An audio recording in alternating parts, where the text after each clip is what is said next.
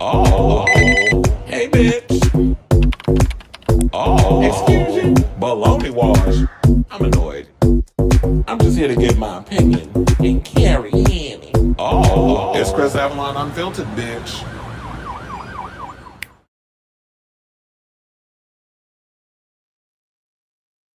Hey, y'all, welcome to Happy Tuesday. It's your boy Chris Avalon, and welcome to a brand new episode of Chris Avalon Unfiltered. The show we basically talk about all things going on in celebrity news, pop culture, hot topics, all that good stuff. So that's the show for you. Definitely stick around because we got a lot of tea to spill today, including some news regarding Call of Duty. I got some new Charlie Hunnam Monsters news, and it looks like he's going to be in season 4. Buffy the Vampire Slayer, the revival pilot, has wrapped. I'm going to give you my top 5 summer movies of 2025 since the summer is winding down and the kids about to go back to school and all the good stuff. I'm just going to give you my top 5. Cameron Huger from Potomac was released from jail. After serving 6 months of being in a DUI, Bethenny Frankel is weighing in on Kim Kardashian's 12-year-old daughter dressing a little provocatively. So we'll get into that. Drake is speaking up. Well, he just recently did an interview and he's speaking up on being labeled a culture vulture and also the BBL allegations and the fake abs and all that stuff. So we'll get into that. Aubrey says that when she was out here talking about Diddy, that she had to walk around with a butcher knife because, she feared for her life. August Alsina's boyfriend Zoo. Well, number one, they're actually addressing that they hunching finally after all the rumors and things were circulating that August Alsina was in a long-term relationship with someone of the same gender. So the boyfriend is speaking out. And some people was out here saying that August groomed him and a whole bunch of other stuff. He's addressing all the rumors. So we'll get into that. There was a story that we did yesterday about Marlon Wayans going in on Snoop Dogg over some of the anti-LGBTQ remarks that he allegedly, that Snoop had said. That's not alleged. We heard it come out of his mouth. Marlon and his team are debunking the stuff, so we'll get into that because we need to correct some of the stuff that was put out yesterday. And Greg Louganis, the iconic homosexual Olympian, is the latest celebrity to flee the U.S. He actually sold his medals in order for him to be able to pack up and move to Panama. So we'll get into that and a whole lot more on this special birthday stream. Yeah, I decided to spend my birthday with y'all. So before we get to these topics and everything, if we could please do me a solid, or you do me a solid, hit that like button. If you're new to the channel, hit that subscribe button. Also, be sure to smash the notification bell so that way you know when we go live with a brand new episode of Chris Avalon Unfiltered. I'll be putting in timestamps after the end of the show. So those who are just coming in, later on with the playback, just want to get right to the topics instead of sitting through all the banter, you could do so by going into the description and clicking on the timestamp that of whichever topic that tickles your fancy. Okay. So now let me hit my banner. I already see Onyx is in there saying if I had my voice do sound a little bit better than yesterday. I'm noticing happy birthday to you. I can't hit the notes, but thank you. And shout out to all the people on social media that's been hitting me and bombarding me with a lot of happy birthdays and all the other stuff. I know y'all noticed and I don't got the beard. I'm a little upset about it. What happened was this morning I was trying to do a little trimation. I messed it up. I was like, fuck it. It's New Year. All them people with that New Year, new me crap. So I'm like, let me just shave it all off. It'll grow back. And we'll take it from there. So it is what it is. So now without further ado, let's get into our first topic. Let's talk about Call of Duty. So it looks like we got another video game adaptation about to hit the big screen in the form of Call of Duty, which I actually think is a really good idea because, and Paramount being behind it, I actually like that idea because Paramount gave us Halo. We had how many seasons? I think it was like 2 seasons of Halo. I actually liked that show. It wasn't bad. I mean, it wasn't good either, but I thoroughly enjoyed it for what it was. I liked Pablo Schreiber who I think he played Master Chief. Um I liked him in that role. So for Skydance to take this on, we know that they're behind the Mission Impossible franchise. They really know how to do action and stuff. So with them taking this movie on, I'm actually pretty excited that they're gonna do Call of Duty. I know I saw some people when this story first broke, they were like, oh, can they do it in like zombie mode or whatever the case is? At first, I was like, you know what? I'd love to see a Call of Duty fighting zombies and things. Speaking of which, did y'all see the trailer for the Marvel zombies? animation situation is I think coming out at the end of the month. They finally dropped the trailer earlier today. It looked all right. I wasn't all that overly excited about it. I was like, it looks all right to me. I mean, I'll watch it, but it didn't move the needle one way or the other. But to get back to the Call of Duty situation, I was like, it'd be cool if they did like the zombie mode. But here's the thing: we've seen so many zombie movies with the military being all up in it, killing people with their semi-automatic weapons. It won't feel exciting and fresh and new to me. So I think like as much as I would love to see that go down, I don't think it would work in my opinion because we've seen so like I said, we've seen so many movies that kind of have dabbled in that. So according to the Hollywood Reporter, they says in a move that Paramount CEO David Ellison calls a dream come true, the Call of Duty video game franchise will become a big screen movie franchise thanks to a major deal between the entertainment studio and Activision. Activision and Paramount have linked and or inked a deal that will see the studio develop, produce, and distribute a live action film based on the game franchise, saying, quote, designed to thrill its massive global fan base by delivering on the hallmarks of what fans love about the iconic series while boldly expanding the franchise to entirely new audiences. The deal is a big one, with Call of Duty among the most popular video game franchises in the world. 500 million copies of its various games have been sold over the years, with the series being the top selling game franchise in the US for the past 16 years. The series is a first person shooter spanning various eras from World War II to Vietnam to the current day and the decades in the future. So, I have to say I do like this idea if it's hopefully if it's done well. And it seems like video game IPs. I started there's been a big surgence in it. I wouldn't say resurgence because it wasn't until recently we started getting quality um quality video games, cinematic, whether it's a movie or TV or whatever. I be feeling like that's like when we started getting into that, like we're supposed to be getting a live action version of Legend of Zelda. They're working on Street Fighter. I've been seeing like a couple of the photos on set from that. Yesterday we talked about Mortal Kombat, where they're actually pushing it to May of 2026, which I wasn't that bothered by. I did see some people were upset about the big move and things, but I feel like hopefully you can keep the momentum going because if people are excited about this movie now and you decide to be like, oh, because everybody's so excited, we're gonna move Mortal Kombat 6 months from now. People are what is it like? The people got the attention spans of a gnat. So you try to move something 6 months, the energy, that same vibe and energy that they have now, that might not be reciprocated 6 months from now. So yeah, we're supposed to be getting that, and I think Sonic the Hedgehog has been a huge hit. They've come out with three big movies. I already said this. We got Street Fighter, Mortal Kombat. We have a Metal Gear Solid movie, and then Elden Rising is also being developed. We also have Zach Kreger doing a Resident Evil remake, which people are fingers crossed that we're gonna finally get a good Resident Evil big screen adaptation, which I think because of the success of Zach Kreger, especially with Barbarian and most recently Weapons, I definitely think that he's the right choice to get behind something where you can build suspense and give us those eerie moments because we got that in both of those movies. We got that in Weapons and we got those creepy, eerie moments in Barbarian. So I definitely am liking the idea of that. I'm just hoping that this movie is going to be good. I believe we also have a God of War, isn't it? With God of War series coming out, people are loving the Last of Us. First season I love. Second season, it fell a little off for me. But first season is exquisite.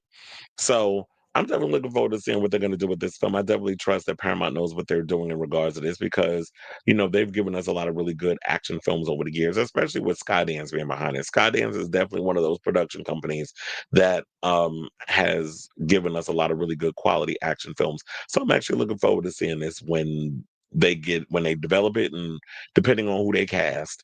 So I say all this to say, what do you guys think of this story regarding the Call of Duty being turned into a movie? My dad was a big gamer. He loves Call of Duty. I think he just finished one of the games. And I'm not necessarily a big gamer. I have a PS5, but I'm not like a gamer. I'm not hardcore. Even though I was like, when I was a kid in the 5th grade, I asked my mother to get me a Nintendo, the original Nintendo, and she was like, if you graduate, you'll get one. And so I graduated and I got one. But of course, my father and my brother and all of them, they decided to hog my machines and I barely got to play it. But now that I got my own PS5, I could play all the games and things that I want. So I'm a big fan of the Call of Duty games. I'm definitely hoping that they don't disappoint with making this movie because there's a lot of fans of this franchise, or this video game IP, I should say. So I definitely want to hear from y'all. Let me know what your thoughts on this story in the comments down below.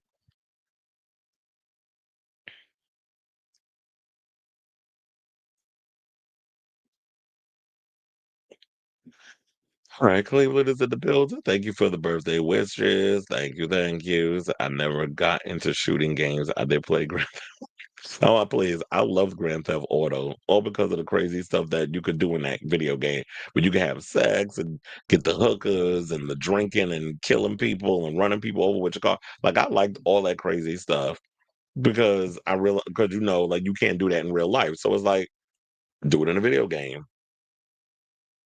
Um, But yeah, I think I've always liked shooting games and I've always liked fighting games like Mortal Kombat and stuff like that. So those were always like my favorite games to play. Zara Larson's coming to the Brooklyn Paramount Theater.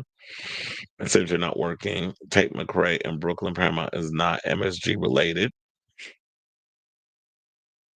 Well, you said she's coming in March 26th. I don't know what's going on in March 26th. He said never played it. So even though today they did send out 9 vortexes to work Tate McRae's show tomorrow. But I was like, if I'm supposed to be, I can if I'm going to the 9 Inch Nail show. So there's no way that I'm going to be able to pick up a shift if I'm going to be at another concert. Because then once you pick it up, you're responsible. Never played it, so I don't know. I guess I will wait for the trailer. Yeah, and that's how I usually am. I'm like skeptical. It's like even if I'm a big fan of something, I'm gonna be skeptical about it because I'm like, um, it better not suck. But are you having a Donald Trump moment? Are you stroking out on in the comments? I don't know what JSC is. Just jokes. You said she has a Phoenix date. Oh, okay. Yeah, wait a minute. Isn't Zara Larson actually I just realized, isn't she the opening act for Tate McRae? I just realized that. I was like, wait a minute. Zara Larson's actually opening for her. It just dawned on me. I totally forgot. Because I remember seeing that months ago. And then today, trying to remember that, I was like, wait a minute. Wait, I could have sworn she is going to be the opening act, which actually is a good opening act to have her up there. And it might introduce her to a whole lot of new fans because her music is very catchy. Okay, y'all. So now let's get back into the show and let's talk about Charlie Hunnam, who, as maybe some of you do or may not know, he is set to play Ed Gein or Gein, however you want to say it. But I go with Gein because that's always how I know how to say it, unless they tell me differently. Is Ed Gein? But anyway, so um, Ryan Murphy did a 3rd season of Monster. The first. Who was the first season?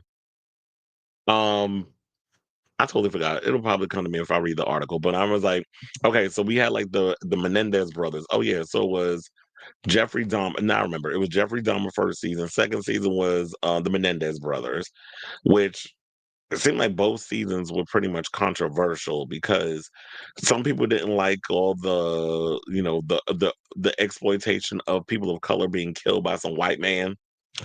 So there was some issues people had with that film.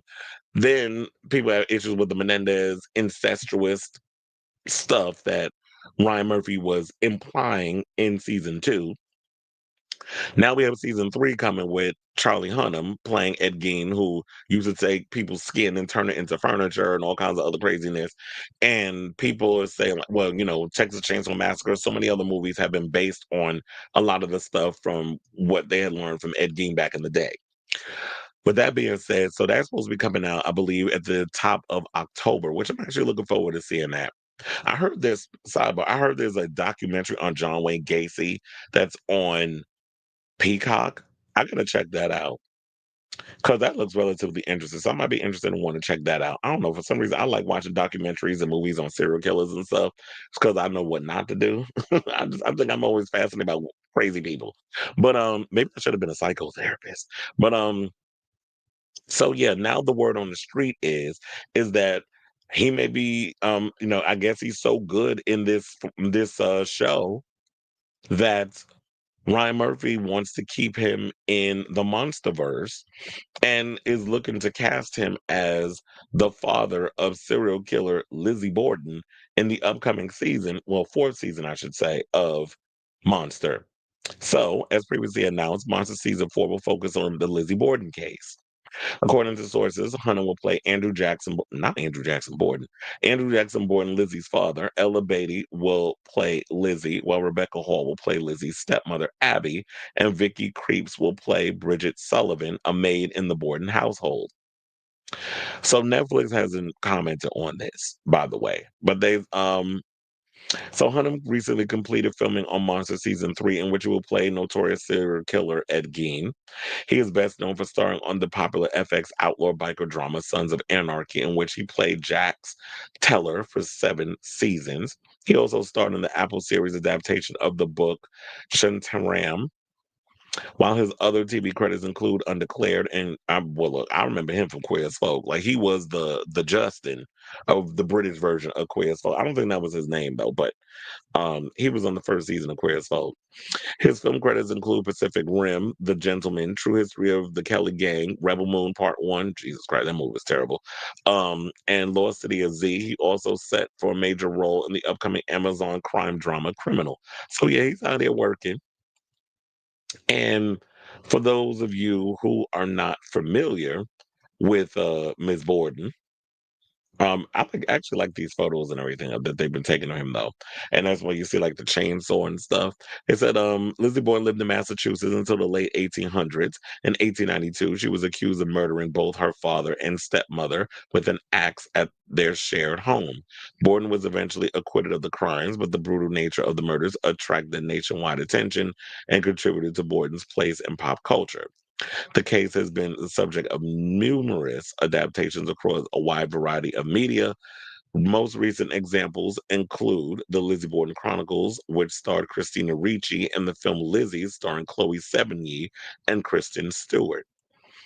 Um, and it's funny because now they refresh my memory. Like, I already got it. When they were talking about like when Monster came out, it came out in 92 from Ryan Murphy and Ian Brennan.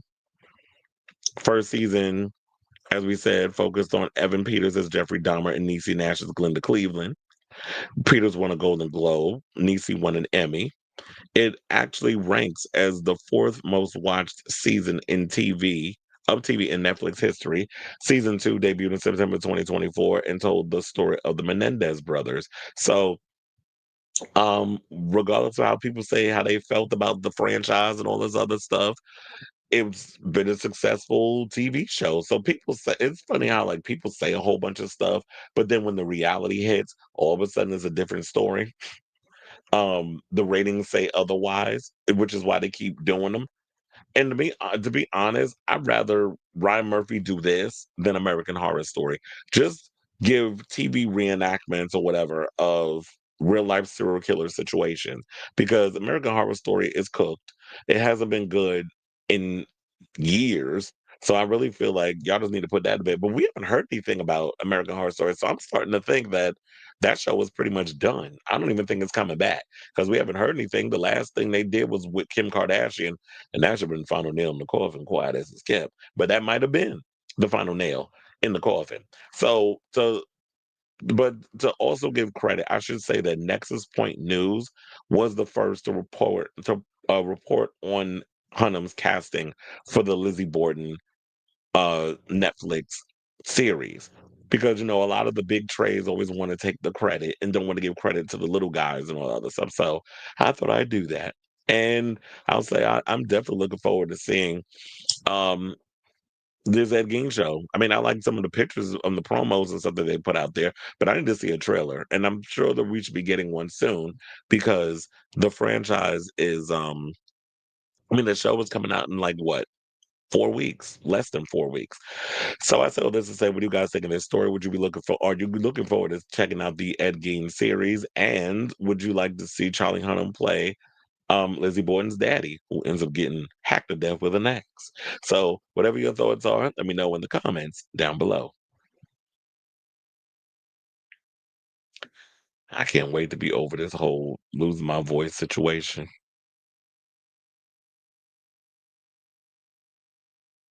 Oh, well, that probably have been her name that was in the thing, right? What was the actress name?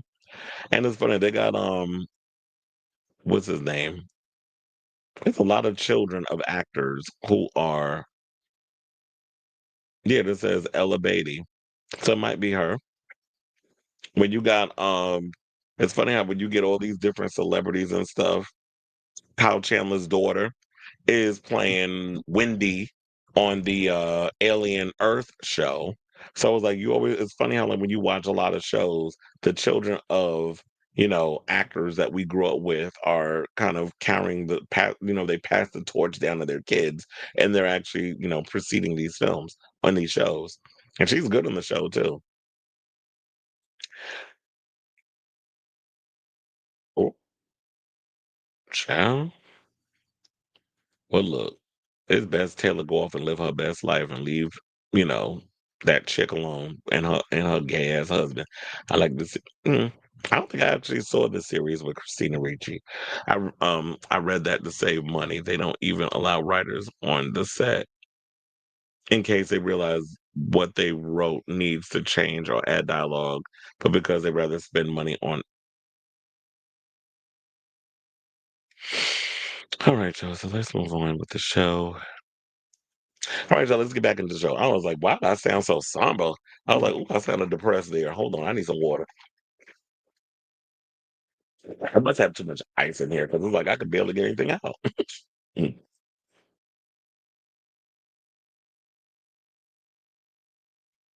Jesus. All right, y'all. All right, let's get into some Buffy news because according to Chloe Zhao, who was out here, she's promoting a new film called Hamnet. I think that's the movie. Is it the movie with let me check and see who's in that. Wait, who's in Hamnet? Because I think that's what's his name? Oh no, it's a different.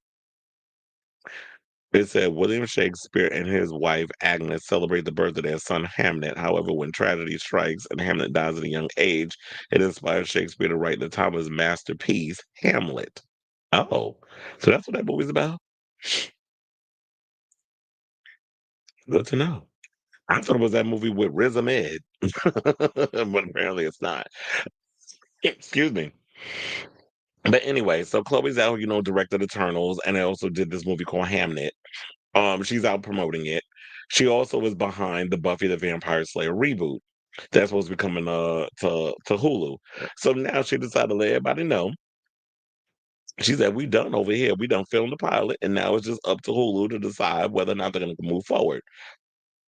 Which I'm sure it'll probably be hell yeah, they're moving forward with it. I don't think it's really going to take much for them to be like, you're moving forward with the series. I mean, it's Buffy. It's got it's got like a huge fan base. So Hulu is going to want to capitalize off of this. But fingers crossed that that pilot is actually good.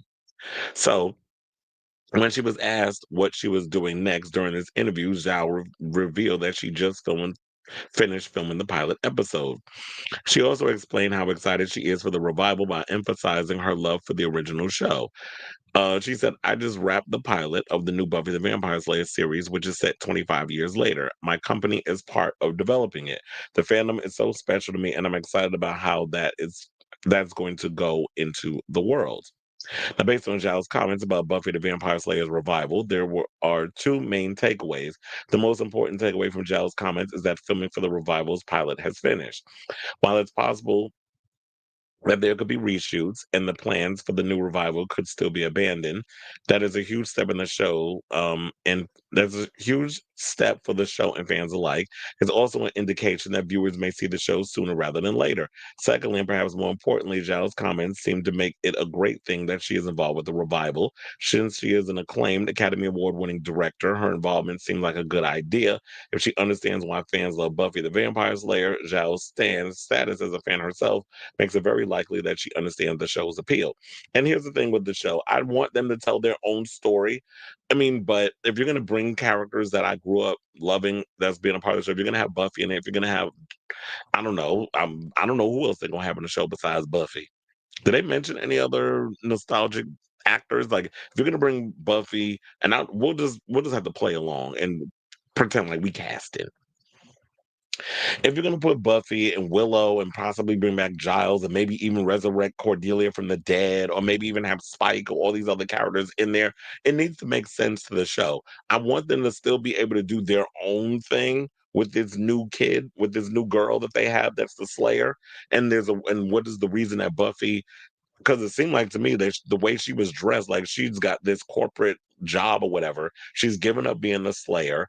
And because, when she passed on her powers to all the other young girls of the world, they're all probably doing the slaying and stuff. Buffy out here living her life.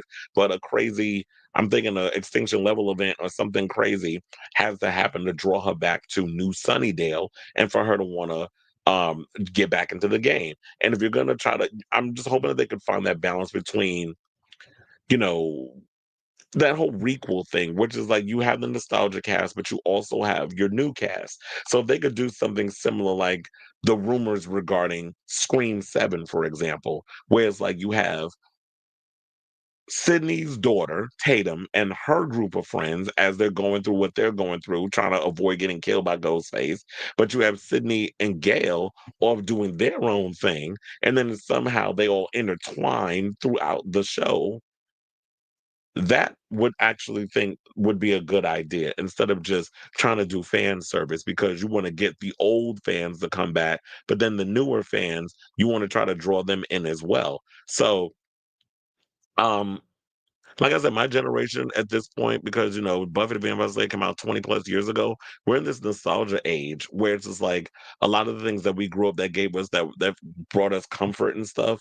A lot of those shows are getting revived, but it needs to make sense as to why you're going to revive these shows and make us interested in wanting to check it out. So I'm hoping that the show is good. Chloe Zhao definitely has a great track record. Yeah, even though Eternals wasn't the best movie, but then again, she was up under Marvel, and when you up under Marvel, that is a whole different machine versus you coming in trying to do your own thing. You have to follow up under whatever Kevin Feige and them want to do. And I don't think what happened with Eternals was 110% her fault, especially like when I said you're in the Marvel zeitgeist, you're in the Marvel machine. So they work completely different than any other regular studio. So I'm just hoping that, because a lot of people say they fans of stuff. And then when we watch the movie or we watch the show, it's like, you are a fan? Where? Because I wasn't getting that when I watched this show. I don't really think that you really captured the essence of what it is about, but why we resonated so much with Buffy growing up. Because when I watched it, it was literally like a metaphor for the horrors I was dealing with growing up as a teenager. And transitioning into adulthood. So going into I felt like the show was a reflection of that. And that's why I related. Like the monsters being used as a metaphor for the real life horrors of the world and things we had to deal with. Losing your virginity and guys being dicks and things like that, or the fact of being a werewolf. It's a metaphor of going through puberty, the transition and all that other stuff. So I just like all those things that you can capture and bring a lot of those essence of what Joss Whedon brought to the franchise, but make it your own. I'll be definitely here to check out this show. So hopefully the pilot is done well enough that we can get a full season order, and I'm hoping that even though they don't even know if the show's gonna get picked up, that they have everybody like yeah, they have everything mapped out. So we're like, okay, let's get to work. Do they even have any scripts ready? Well, it's like, okay, we already have all the scripts and everything mapped out. We just need to make a couple of little adjustments, little tweaks here, there, and then now we have a full. I don't know how many episodes they'll give them. They'll probably do I hope they don't do the 6 to 8. I'm so sick of when shows do 6 to 8 episodes. I'm hoping that y'all give us at least an even 10. If y'all gave us an even 10 or 12, I would be happy. But if y'all have that amount of scripts and stuff done, then y'all could just get this ball rolling and y'all can have the Buffy the Vampire Slayer series out possibly by February, March. I don't know when they plan on doing it. They come out sooner rather than later. I don't think they have a plan on getting out that early. I'm thinking maybe they'll probably do it like the top of maybe January will be a good time, like top of the year. Y'all can have it out. So I say all this to say, what do you guys think of this story regarding Buffy the Vampire Slayer revival pilot? Chloe Zhao's revealing that they're done and they're just waiting on Hulu to give them the green light for a full season order. Do you think that there's a possibility that we're going to get a full season order? I definitely feel like it's in the cards, and I'm hoping that the show will be successful when it comes back on. I mean, when it comes back on TV, and it'd be interesting to see which legacy characters that we bring back to the show besides Sarah Michelle Gellar. So, whatever your thoughts are, let me know in the comments down below.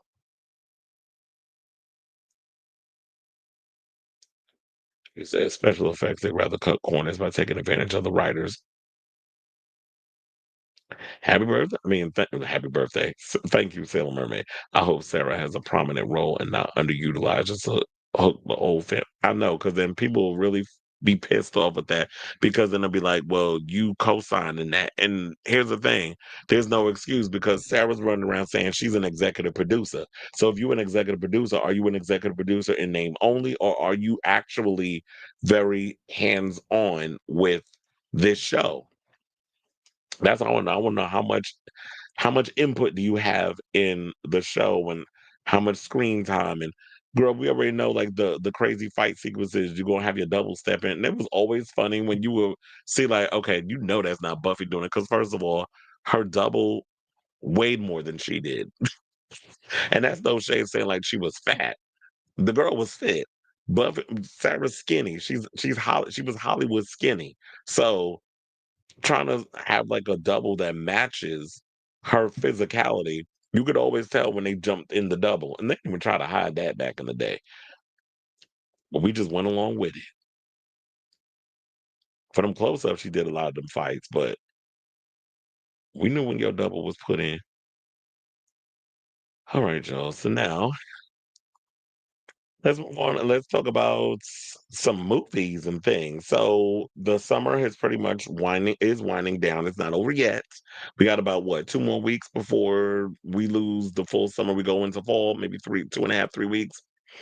So there was a lot of interesting movies that came out this year, and I decided to compile a list of some of my favorite movies because I had to write it in my notes. I just wrote the things down. I'm gonna just give you why they were my favorites. But yeah, so there was a couple of movies that came out this year that I was pretty excited about. And what I did was before we get to the top movies, I thought I'd hit y'all with some of my honorable mentions. So because I only picked five, and it was hard to like whittled it down to like five of my favorites. But I was like, that was going to be the challenge. So I just threw all the other ones that I liked, but didn't necessarily excite me too much and move the needle all that much. I put them in my honorable mention. So my number five honorable mention, I will say, is Lilo and Stitch. Now, I didn't see the animated version. I've never seen the original Lilo and Stitch. I only saw the live action version, and I watched it on bootleg, which was actually a good copy though. That I found on when you like, you don't watch actual physical bootlegs. You go on the internet, do the little VPN situation, and pull it up. It's a really good copy. Sat and watched it thoroughly. I had a good time with the film. I enjoyed it, and it is something that I will watch on repeat viewings when it comes around. Whenever it pops up on Disney Plus, I'll definitely check it out. But for now, I'm putting it in my honorable mention. It wasn't like one of my top five favorite movies of 20 of the summer, but it was a movie that I thoroughly had a good time with. My number four pick is 28 years later. Now, I like the whole concept of 28 years later. I like seeing some of the crazy zombies, especially those little alpha ones that walk around with their dinglings swinging everywhere, trying to rip people's heads off and things like the big alpha zombie did. Aaron Taylor Johnson, I thought was great in the film. That little kid that played Spike, I thought he did a great job. Jodie Comer, I think it's the woman that played his mother. Thought she did great. Ray Fiennes was excellent in the film. So a lot of the acting and everything was great. The only reason why I put it in my honorable mentions because that third act, that ending took me out. That Power Rangers shit that they was doing up in there, I'm like, what the hell is this? And then it just tonally just went off the rails, and I'm like, this doesn't. What is happening? Is this like weird British humor that I'm not getting? Like I felt like a lot of the stuff was a little too. I felt like Justin Bieber on that episode of what the hell was his name? What was it? Which one was the gay? Was it Graham Norton when he was on there and they were saying all these little British terms? And he's like, I feel like y'all making fun of me. Like I don't understand what y'all saying. Like I felt like him in that moment. And some of this, I'm like, the fuck is going on? Like it was giving Power Rangers. It was giving um it was just a weird transition in the last couple of minutes left in the film. So that's the only reason why I put that in my honorable mentions. I'm looking forward to seeing what they're going to do with the Bone Collector, which is supposed to be the second part that we're supposed to be getting it, I believe, in January of 2026. I'm hoping that's actually going to be a step up. I've heard things that it is good. This is what the trailers are saying, but I'm gonna take it with a grain of salt. I'm gonna wait until I start seeing some trailers or whatever the case is before I come to that conclusion. But for the most part, I'm a little skeptical because I like the first 28. I love 28 Days Later. 28 Weeks Later, it had its moments, but I had a good time with that movie, even though it could have been better in a lot of situations. And this last one, I thoroughly enjoyed it, but I just hated that ending. My number three choice is going to be Fantastic Four, third step. First Steps. I said third step. That'd be the third movie. First Steps. Visually, it looks great. I love the retro futuristic visuals of the film. I thought the actors did a great job. I thought that this is the closest that we've gotten to an accurate representation of Fantastic Four on the big screen. But for me, when I look back on this film, is it a film that I feel like when it pops up on Disney Plus or wherever, that I would be like, you know what? I'm gonna go and just rewatch this film. Would it be something that I would want to repeat watch? And no, I wouldn't. It's not giving me that right now. Like I feel like I would have to get in a mood to want to sit and watch Fantastic Four First Steps again. It's not something that is like, oh my God, that movie was so good. I can't wait. Like it wasn't like when I went to see Superman where I saw it more than once, or with other movies that I went to go see multiple times. I'm like, oh my God, I got to see this movie again. Like Sinners. I saw that movie like three times already. So twice in the theater, and then of course when it came on HBO Max. So it's just like, does it give me that vibe of repeat viewings? No. So that's one of the only reasons why I'm kind of like, when it comes to that. My number two choice is another Disney movie that's currently on Disney Plus. It just came out I think last week. Thunderbolts. Now, I like Thunderbolts. Y'all know I love Thunderbolts. I had a great time with Thunderbolts. I was thoroughly entertained by Thunderbolts. The mental health and all other stuff. I love that that was the idea that they took on. So I love the fact that they actually had something to stand on in regards of telling the story. Whereas we ain't get none of that from Captain America Brave New World. They still don't know what the hell, with that movie, they don't know what kind of story they wanted to tell. But Thunderbolts is definitely something that I would want to get repeat viewings on. But since it's been out, I haven't been rushing over to Disney Plus to want to watch it. I was tempted to watch it yesterday because I was checking to see if because one of the things is I had Disney Plus by itself, right? And I also had Disney Plus as a bundle with the HBO Max and Hulu. Didn't realize that I was paying two different payments for Disney Plus. So I had to cancel my single one. So and then I was like, let me go and actually check because that month is up.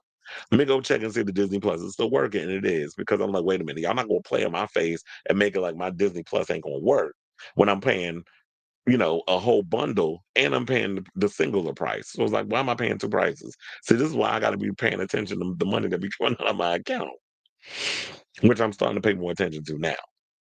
But nevertheless, so I went to go check. The Disney Plus was working. I was tempted to watch the Thunderbolts, but then something else pulled me away. And so I never got around to watching it. Hence why I'm saying, like, why it's in my honorable mention. So one of these days I will get around to it, but just not right now.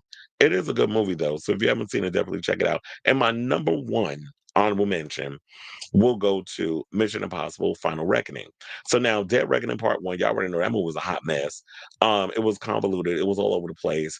They screwed up the promotion big time because y'all overhyped that motorcycle jump thing. So by the time the movie came out, everybody already pretty much knew what to expect. So that feeling wasn't there. It was like we already seen how y'all put that whole stunt together on all over the internet and stuff. So it wasn't all that exciting for people to go to movies to see that. They did have two great stunt sequences in Final Reckoning, which was the submarine sequence, and then they had the airplane sequence, which was crazy.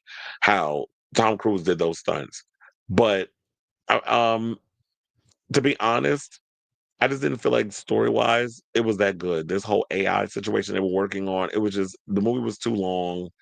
um, I just think it got convoluted at times.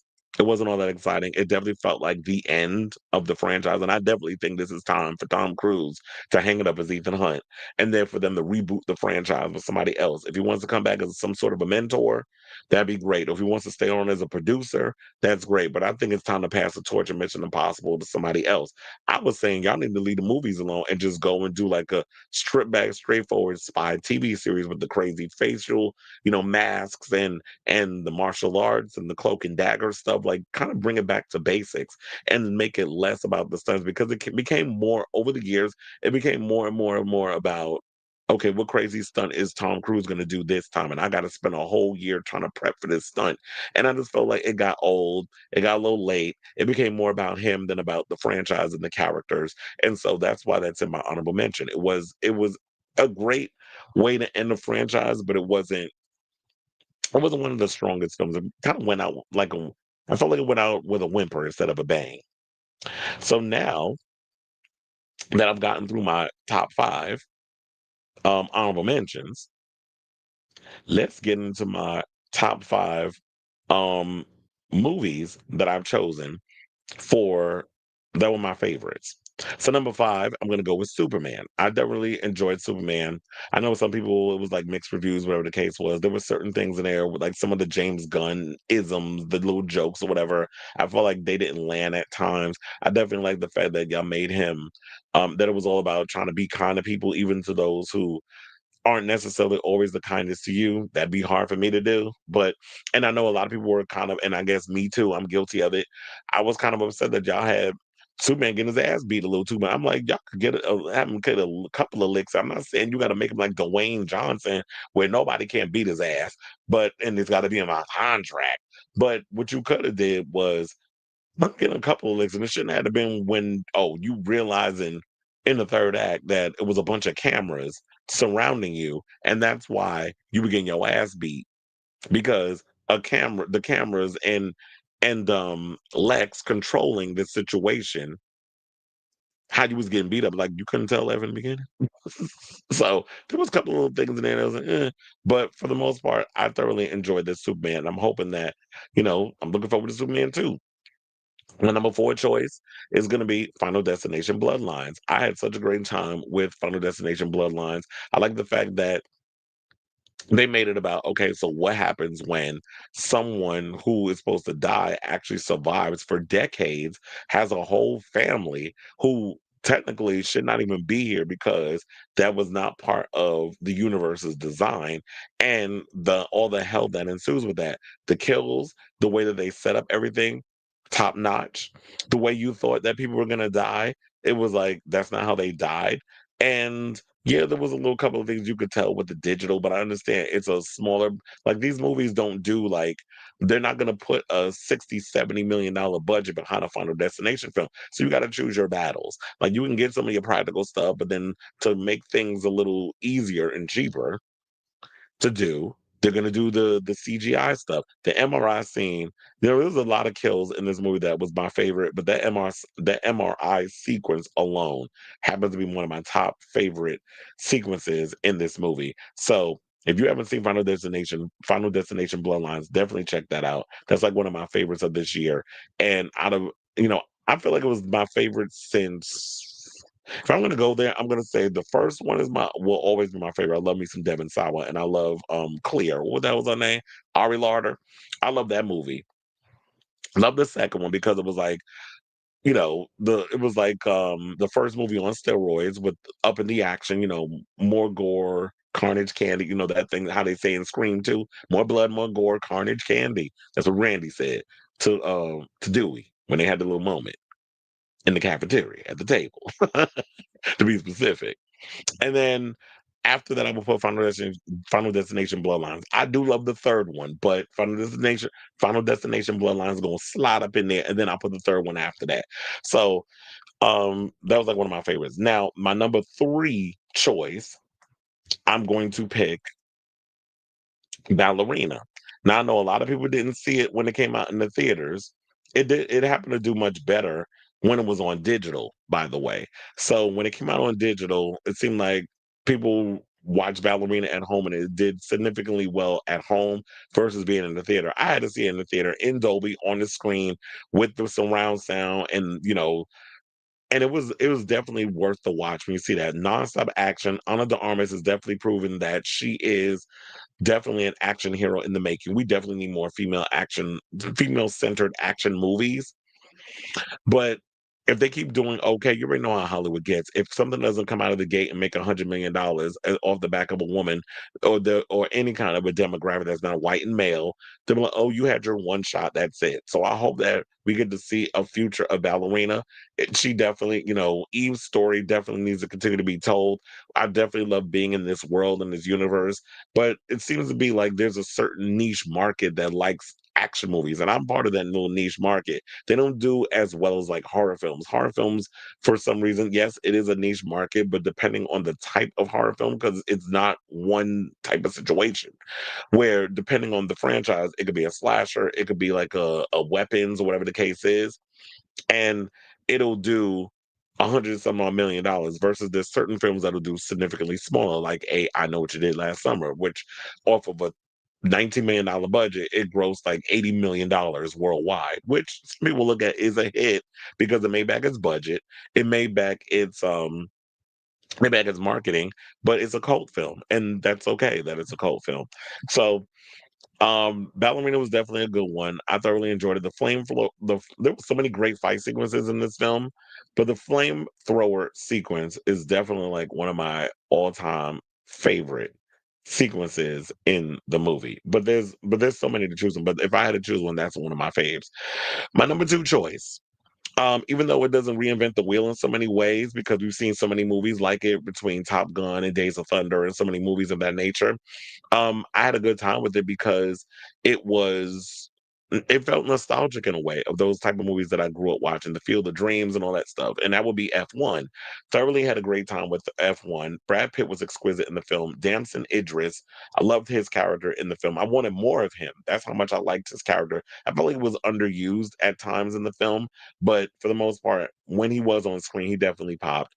Javier Bardem did an excellent job as what were they he be considered like the coach or whatever, who kind of recruits Brad Pitt's character to come. I think it's Brad, if I remember, his name was Sonny.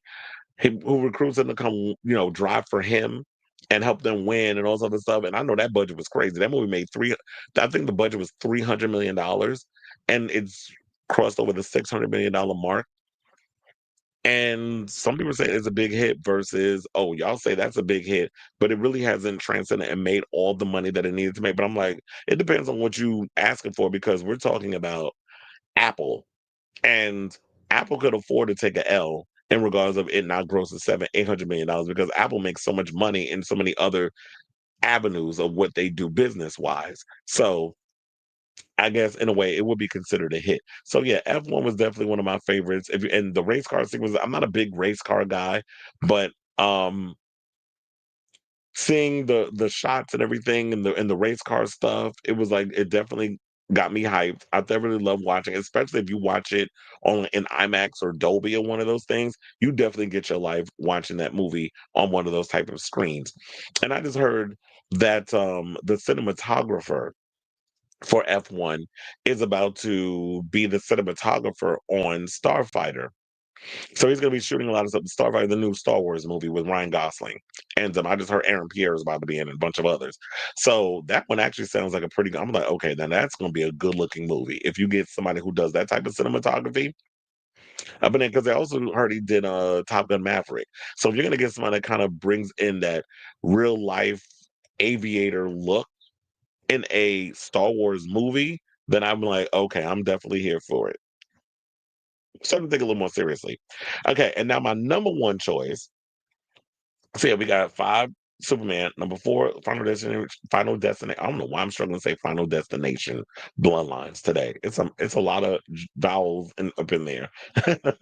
Number three is Ballerina. Number two is F1, and number one, my number one choice is Weapons. Now you already know how much I love this movie. I've been talking so much about Weapons for the longest. I had such a great time watching this movie. I'm a huge Zach Cregger fan right now. Like that's two for two. I feel like it's these are the movies that Oz Perkins wishes he was making, but you're not because like I was saying before, I was disappointed with Oz Perkins movies. I did not particularly care for Long Legs. Did not. I just saw the other day, The Monkey. Didn't like it at all. I just thought it was derivative of stuff we already seen, which would be Final Destination. It's just with a damn monkey. Didn't understand why the monkey was doing the things that they were doing. It was just. I mean, I get the whole story about a family dynamic. You had twin brothers who couldn't stand each other, and one was trying to kill the other by using this monkey. Their father left. Like, I get all the family dynamics and that whole situation, but why was the monkey doing what the fuck it was doing? Like, fill me in. I mean, we getting all this, father not having a great relationship with his son. Theo James was good in it, playing the dual roles, and I like seeing Tatiana Maslany, but the movie didn't give me my life, but this movie did. Zach Cregger is definitely two for two. I'm definitely looking forward to seeing what he's going to do with Resident Evil, so I'm excited for that. Um, Aunt Gladys, child, that woman. First of all, I did not know that she was married to Ed Harris, the actor. I found that out yesterday. I was yesterday years old when I found that out. She's an excellent actress. The actress that played, I can't remember her name, but the woman that played Aunt Gladys, definitely would love to see her get nominated for an Oscar or something, like Best Supporting Actress or something. That's how good she was in this role. I know they've been talking about, yeah, let's make a prequel about it. No, no, no. And Gladys was the character of Anne Gladys was good in this film. Everybody that you resonate with doesn't need their own little spin-off or movie, whatever the case is. Sometimes I like when a certain film is telling a story and you give us just enough to make that character stand out and be iconic. When you go and over explain the motivations behind certain people's actions, I feel like dilutes and takes away from why we love these characters in the first place. So I'm really hoping that they reconsider not, this is the rumor. I'm hoping that they actually don't give us an Aunt Gladys movie as much as I like the character. And especially in that third act with them kids in that grass and if I don't want to spoil it because I know there's people out here who still haven't seen it, even though it's still, the number one movie. It's been the number one movie in the past couple of weeks, which is crazy. How it was the number one movie again this weekend, and I think that who was it? Jaws, the 50th anniversary, beat all the other films at the box office because it's kind of dry. Like, no, I like Austin Butler, but nobody cares about seeing Caught Stealing in the theater.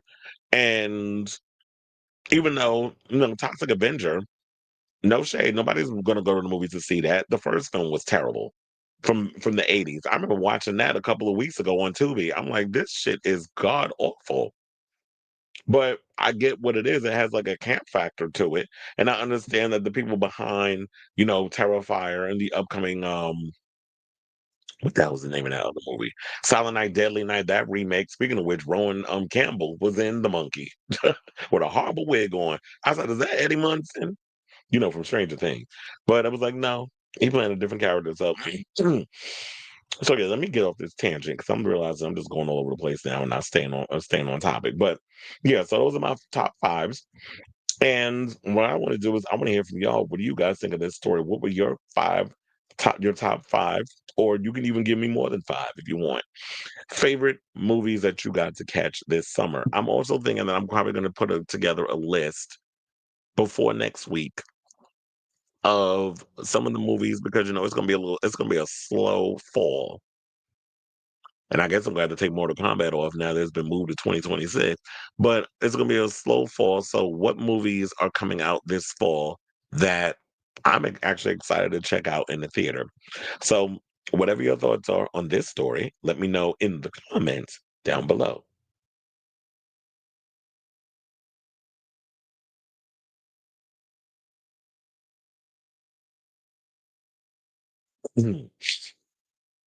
You said, I hope Sarah has. Oh, I read that already. I saw Weapon Sunday night. Did you know that the little boy? Yeah, I remember you telling me that, but I didn't know about Days of Our Lives because I don't really watch soaps.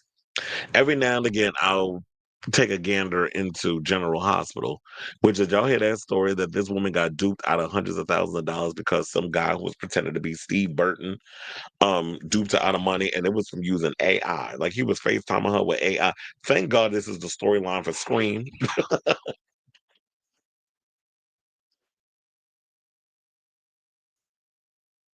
That's the biggest rumor around Scream 7. It's supposed to be this whole AI situation where it's going to be an AI version of Stu that's stalking Sydney and stuff. I'm glad they're getting into this. But when I was looking at the video, I'm like, if you actually look at it, you can kind of tell it's AI because around the mouth area, it was looking, it was literally looking like it was some like weird digital situation going on. But I guess if you're not good at noticing these things, you get easily duped. One of my favorite summer movies. Yep. Mine too. Did you see? I have not. Not the Smurfs. I feel like you're trying to be funny. Or are you serious? Angelina Jolie and Mila Jovovich were the biggest female action stars. And don't forget to put Kate Beckinsale up in there because she was too. Whatever happened to Kate? I know I've been seeing her every now and again in what the hell was that movie? Like she's been doing movies like straight to Amazon Prime movies or whatever. The first Final Destination movie is the one I'm least familiar with. The fifth and third movie are the ones that I remember watching when I shouldn't. Yeah, the first one is always like the first one I definitely like because it's like a slow burn, but also it's like the way each kill kind of goes on. Yeah, Sonny was Brad's character. I was actually surprised during this segment that I was remembering stuff. Joy's 50th anniversary. Oh, you said, oh, did you actually go see it? Because the funny enough, I was thinking about I wanted to go see it, but of course it falls on a week that I was like so busy I couldn't even go. But luckily, I actually sat, and it's funny, I might get in the mood and watch it again because I love, love, love. I don't know why I love Jaws so much, but I just love that freaking movie. I could watch it a million times and not get bored. You know what? Also, I was gonna watch the other day too, a movie that I'm surprised that shit got made. Piranha 3D. When Jerry O'Connell got his dick eaten. That movie was crazy. There was titties and everything all up in that movie. I don't know why I love that movie so much. You had people from the CW up in there. You had Stephen R. McQueen, who I used to have the biggest crush on, and Jessica Zor, and then you had oh my god, what's her name? Elizabeth Shue was up in it. Ving Rhames. Oh my god, that was such a good damn movie.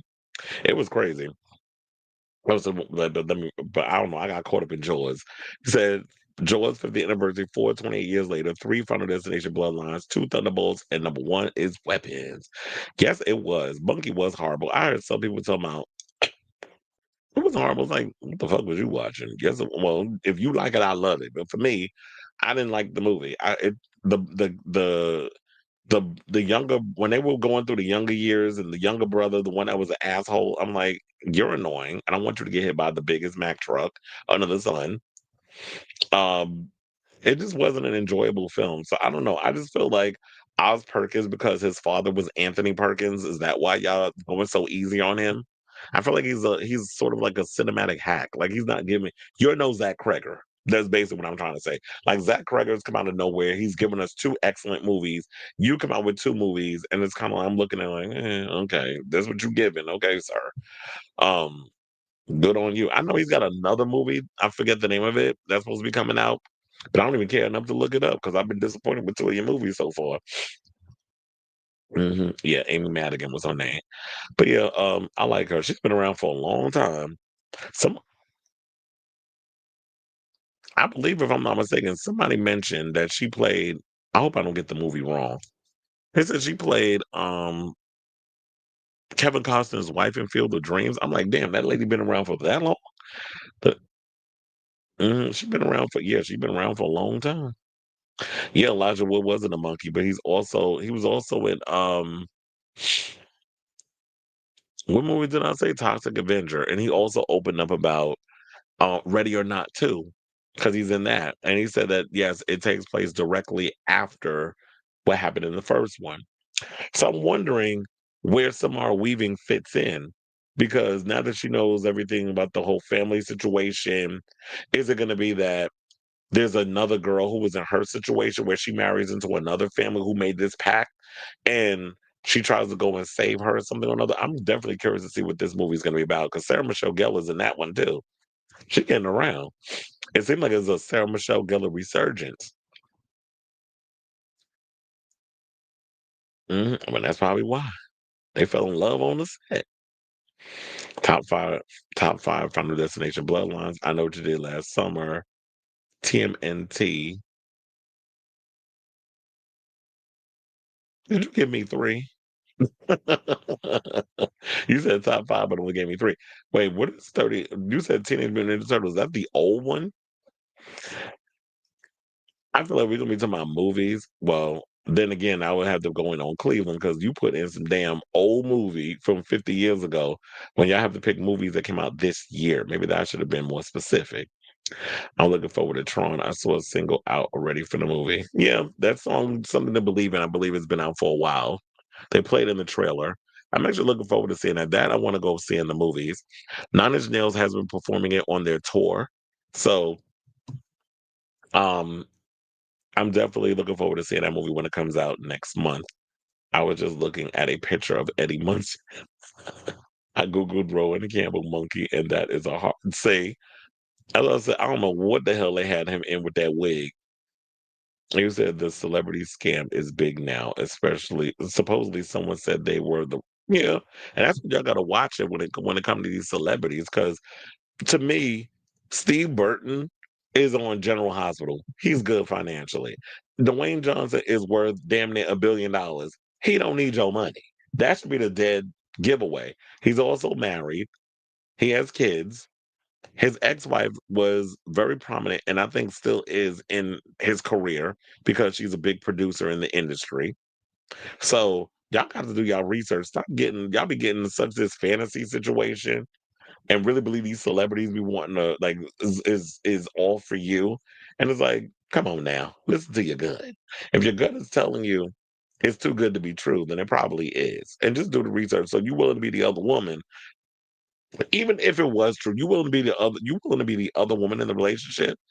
And if that was the case, why would these celebrities be asking you for money? Shouldn't it be the other way around?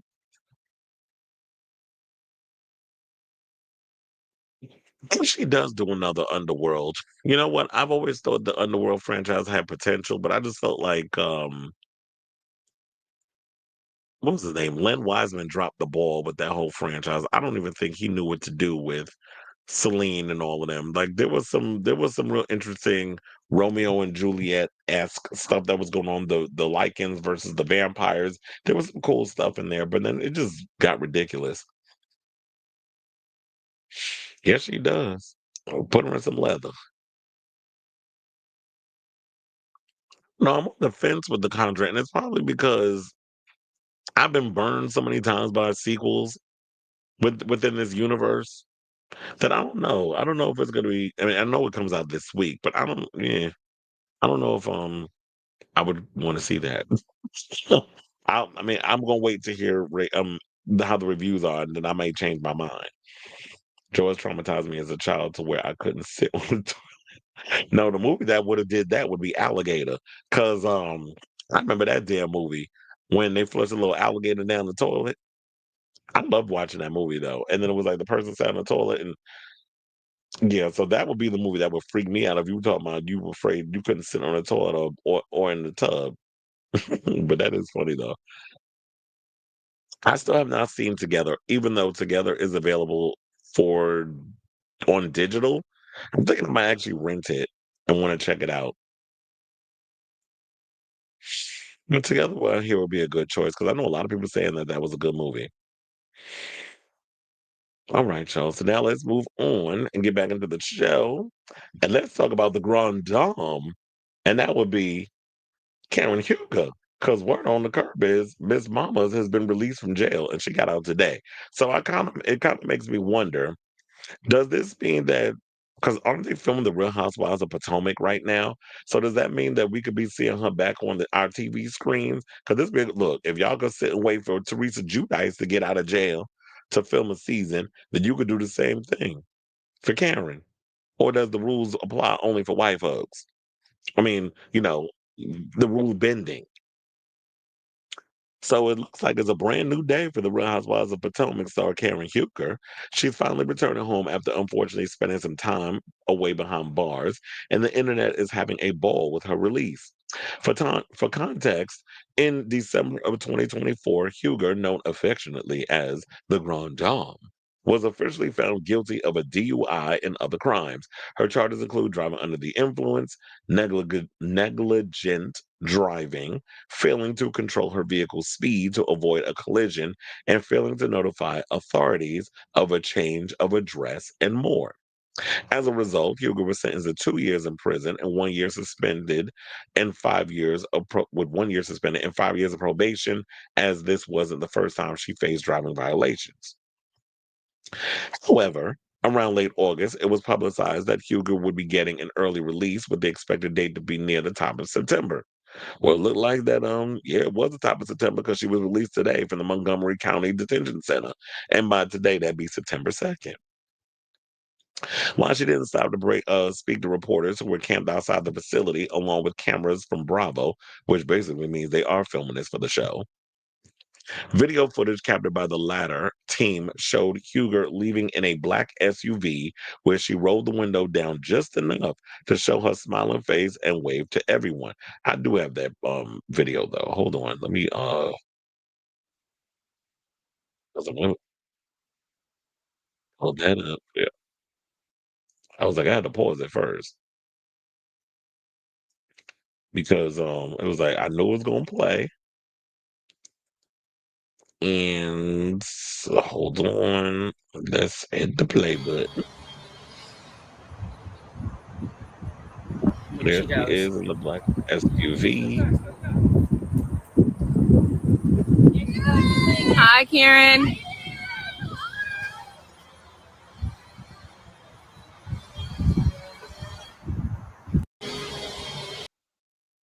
It looks like she survived the claim. She ain't got nothing to worry about now. She survived being in jail.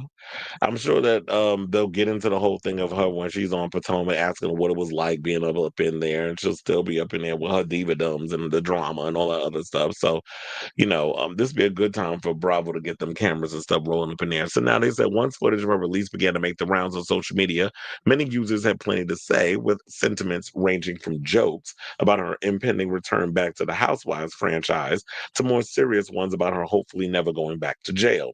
One person said, quote, Karen getting released from is truly an event. Who else make a release party out of getting out of prison? There is one Grand Dame of Potomac. Excuse me. And her name is Karen Huger. She's back. Make way, wrote one viewer on Twitter. Another person said, they freed Karen yet? I have my champagne ready. LMAO, one other user said. Another person said, meet outside the jailhouse where Karen Huger is released today, said another, accompanied by a video of singer Ashanti scream singing. Another person said, I can hear Karen now acting like she spent 10 years in the pen. LOL. Giselle, unlike you, I have paid my debt to society. Another one wrote, hilariously forecasting an eventual conversation between Huger and her frenemy and fellow co star Giselle Bryant. But for some people, Huger's return to civilian life was no laughing matter. One person said, honestly, as a human, I was actually happy that she did get jail time because it was her fourth DUI. And that's very serious and very scary. And someone could have been hurt. So, unlike a lot of her fans, I thought the sentence was correct for what she did. This is what one fan said to the local news station outside the jail. Another added on IG saying, I'm just so glad she didn't hurt anyone. Prayerfully, this will be the lesson that she needed. One other user wrote in part, I don't think it was long enough. I hope she learns something and don't be on that same BS. And I kind of agree with that. It's like, you know what? Hopefully she learned her lesson. Hopefully she's not, this is a lesson learned that it's not something you're going to do ever again. Because bitch, if you do it again, you're going back to jail. And if you go to jail, you're going back longer than what was stated. You was sentenced for 2 years. They cut off 1 year. You did 6 months. So basically, I guess for good behavior. And this would be a lesson learned that you did your crime, you did your time, you don't have to do this again. And in your stature in this situation, if you're gonna drink, get an Uber or get a driver. The way y'all be over here flaunting all over these housewife shows, um, you can afford to have somebody drive you here and there. They do it all the time when y'all be shooting the shows where they have drivers pick y'all up because they know y'all about to get lit doing these, showing up at these events and drinking and eating and doing, well, mostly drinking, not eating. But unless you Beverly Hills, then all they do is drink and don't eat. But I'm just doing all of that stuff. So I'm hoping that this is a lesson learned and you don't ever repeat the same mess you did before. Because I didn't even know but this was her fourth DUI. So I was like, yeah, lock her ass up. If this is gonna be the fourth time, if you ain't learned the first 3 times, and it took you 4 times of getting caught under the influence for you to have to go to jail to learn your lesson, then that's just how it's gonna have to be. So I say all this to say, what do you guys think of this story regarding Karen Huger, aka the Grand Dame, being released from the clink after 6 months? So whatever your thoughts are, let me know in the comments down below.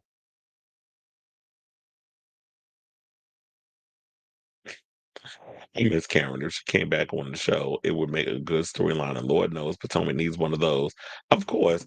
Child, who you telling? But I do feel like when it comes to this current administration, they've been in the house for like 6 months, 7 months. Why I feel like we've been in this for like half of his term already. Like I feel like we've been doing this shit for 2 years. That's how drained I feel like we all are with this whole situation. But I do feel like something big is happening with the current president. I do think like something's coming. But here's the thing. Bravo will be stupid not to bring her back because it's like, yeah, what other storylines I got going on at Potomac? This is a big storyline. The fact that Karen's getting out of jail and you can incorporate that in the show and have her come on. I don't know if she's officially back as a full-time housewife or if she's a friend of, but if there's a story there, why not use it? That's what I always say, but it always seems like we cheer for the criminals and the people that lie, cheat, steal, do all this. It seems like we love to applaud people for bad behavior or reward them as well. Now, speaking of housewives and reality shows, let's talk about a former housewife, one from New York, Bethenny Frankel, who has a lot to say in regards to Kim Kardashian's daughter, Northwest, out in Italy wearing this weird outfit. First of all, there was one outfit that Kim Kardashian had on when she was doing like a shoot with Dion von Furstenberg, where it looked like she had on this bodysuit with a cape, and it looked like it was giving camel toe on the front, like her pussy had a wedgie. That's literally what it was giving. It's like, girl, can your coochie breathe and all of that? Like this, I was she really can't be really out here thinking that she is like this fashion icon, and she be really eating. And no shade, sis, but if it wasn't for Kanye, you wouldn't be getting in those rooms because you needed him for that access. Now, with that being said, Kim and I guess the family and everything has been hanging out in Italy. There's this look that Northwest has been walking around with online where she has blue hair down on her butt. She was dressed in a black corset paired with a skirt and knee-high boots. Now, mind you, the child is 12. So Bethany decided to weigh in because people was not feeling what she had on. people were going in on social media about this child. And so let's get into what Bethenny had to say. Hold on, let me try to find the TikTok. And we'll come back and we will talk. Please hold. A Northwest style. And many people are criticizing the parenting and what she's wearing, the corset. I don't believe at all in people criticizing people's children. I don't care whose children they are. I don't care what they're wearing. I didn't like it when they did it with Blue Ivy. I didn't like it when they did it with Housewives. I haven't liked it when they did it with my own child. Kids are off limits. So even if the Housewives animals knew that kids were off limits, kids are off limits. What's going on? But people are talking about the parenting and what she's wearing. She's wearing a corset, but you can't really see anything. She's 12 years old. My daughter was saying that she doesn't agree with the expense of the items she wears, the diamonds and the things like that. And my opinion is that she's Kim Kardashian and Kanye West's child. It's a pretty extraordinary parenting structure. Kim's parents are Kris Jenner, who was married to a man named Bruce Jenner, who transitioned into Caitlyn Jenner. So her stepdad transitioned into being her stepmom. Her biological father was the lawyer for the O.J. Simpson trial, representing O.J. Pretty extraordinary, not to mention her siblings. And I would say they all are a strong family unit. They travel together, they work together. Jesus Christ. Together, they seem to love each other. I certainly was raised by animals. So I don't know that you would expect Kim and Kanye's child to wear ordinary clothing. Believe me, if they shopped at TJ Maxx, you'd be criticizing that. But I circle back to say,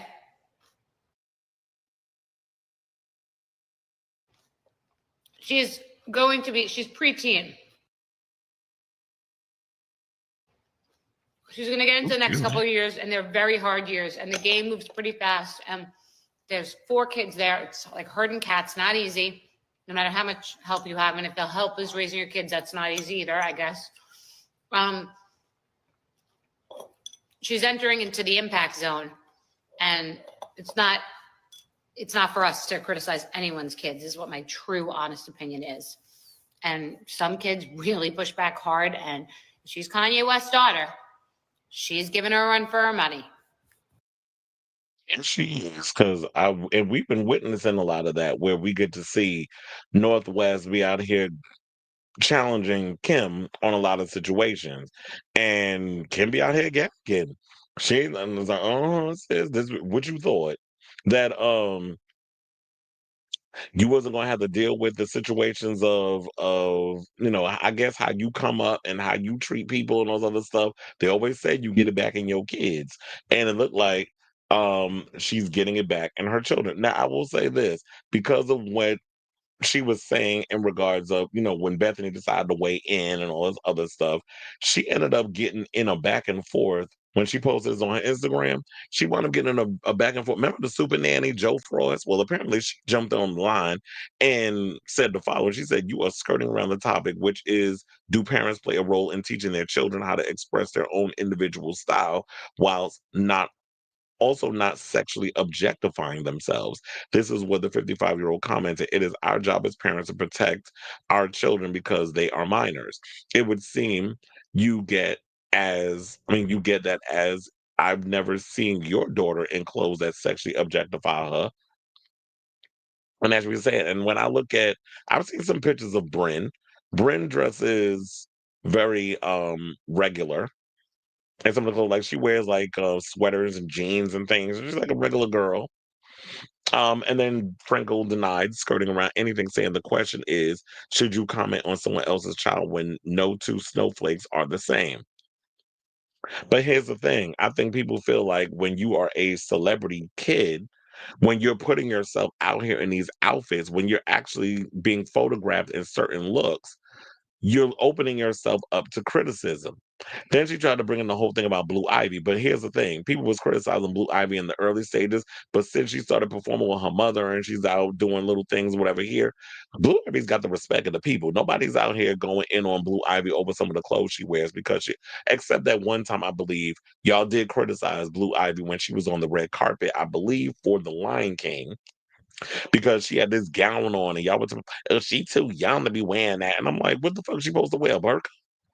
She's a little girl. She's gonna wear like, I mean, she's first of all tall for a 12-year-old. I don't know what the hell y'all putting in the food nowadays, but a lot of these kids don't even look that age. When you look at um a Northwest does not look like she's 11 or 12. She looks way older than that, and it could be from the outfits that she's wearing. But I do agree that when that as parents or whatever, if you're a celebrity, there's certain outfits I'm like, you're not going out of the house in no damn corset and a skirt and thigh-high boots, not at your age, and with your titties pushed up to your neck. Like, what are you doing? And you know how there's all these perverts that we be hearing about that's in this industry, and I'm sure Kim has encountered quite a few of them and knows a lot of them that's in the circle and in the zeitgeist and in the industry. It's a lot of perverts. So you got to protect your child. And I feel like because Kim comes from the world of reality TV where Chris Jenner, as I like to call her, Pimp Mama Chris, was pimping out all them damn kids. So that way she'll be able to financially survive out here post Rob Kardashian death. Because remember, they became famous because Rob Kardashian represented OJ in that trial against Nicole Brown Simpson. And so that's how we became familiar with the Kardashians. Then after he passed away, we didn't really know much about them. Then the whole sex tape thing came out with Kim, catapulted her to fame. Some people say she copied off of Paris Hilton. But when you've been pimped out in so many ways, I don't know if necessarily she was like her mother had her going off the men, but pimped out in the sense of trotting your daughter out and using her sex tape as a way to platform her to be this big reality mogul or whatever. And to all the different products and things that she's been out here hawking and promoting. Now she's a designer and she's this and she's that and she's a businesswoman and making all this money being the big breadwinner of the family and probably Chris's fave. Now that people are kind of getting tired of the old Kardashians, the Kims, the Chloes, the Kylies, and all of them, now it's like we got to keep the momentum going. So now we got to put the kids of the Kim and the Courtneys and all of these and prop them up. Courtney ain't putting her kids out here. We don't really see them. Chloe got keep her kids under wraps too. Kim seemed to be the one that's out here pushing North out here, doing all this other crazy stuff. And yeah, I don't think that she should be out here wearing these type of clothes. Like, why are you wearing a corset at 11? I don't get it. But that's her child. She can raise her as she pleases. But you can't be surprised that when you put your child out here in weird and like in these provocative type clothes, that someone is going to be critical of it and say that yeah, that child is too young. And we do have there is a conversation that people need that instead of y'all worrying about this gay agenda that doesn't exist, the agenda you need to be worrying about is the fact that y'all keep sexualizing these damn kids in these clothes that they be wearing at the age that they be wearing them. So and say all this to say, what do you guys think of this story regarding what Bethenny Frankel had to say about Northwest? Well, basically, she gave us a nothing burger in regards of what she had to say about the whole thing because I guess she didn't want the backlash too much. But using her daughter Bryn, who is a couple of years older than North, it makes sense that another kid would be commenting on another kid's clothes because kids critique each other all the time and weighing in on the situation. So I would like to hear from all the moms and things of that nature out there who, what are your thoughts on this? You know, any parents and things of that nature, whatever your thoughts are, or if you ain't got nephew, niece, whatever. Let me know if you would put your kids at 11 in a damn course with their titties up to their damn neck, looking like something out of Amadeus. So let me know what you guys think of this story in the comments down below.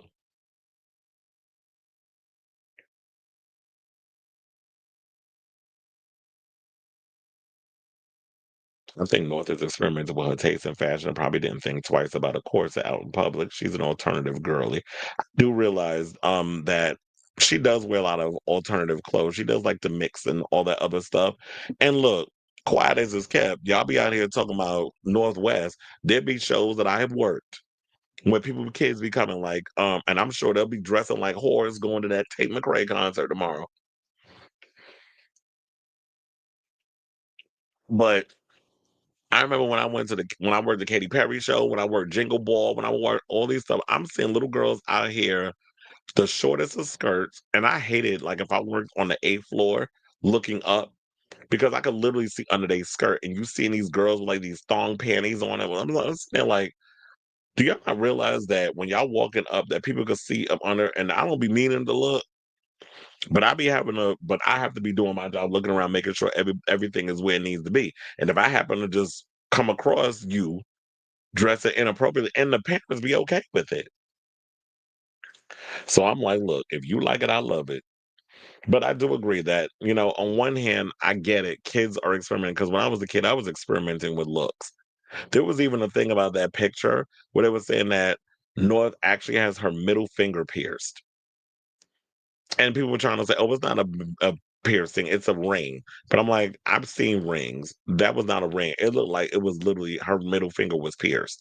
So, she's doing all these weird alternative things, and I'm like, "Wait a minute. How at that age are you getting any kind of piercings in your finger or whatever the case is?"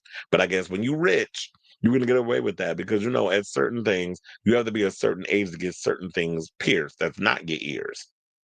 Ears, you get that done when you like, what, an infant. But any other piercings, you gotta be of a certain age to be able to get those tattoos and all that. But first of all, why is Kim old ass hanging out with Casanat stank ass? Because I know that boy stink. I heard that mouth is nasty too. Like his mamas don't be keeping it clean up in there. That's what I'm talking about.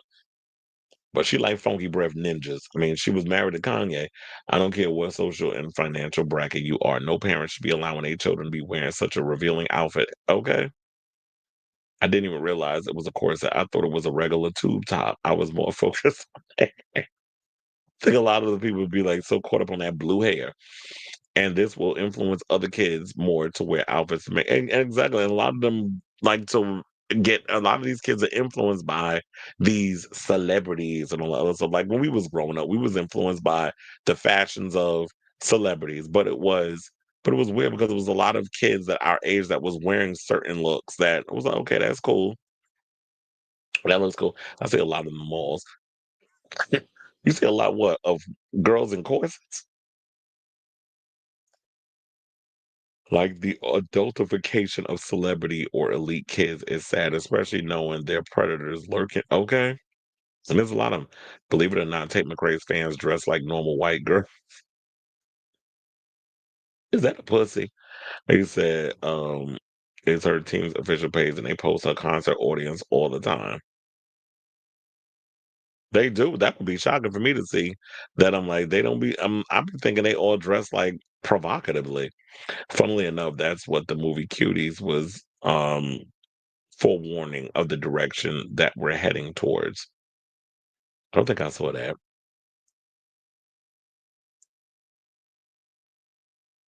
All right, y'all. So now let's move on and let's talk about BBL Drake, who did an interview recently with wait, hold on, because I had to close my other story.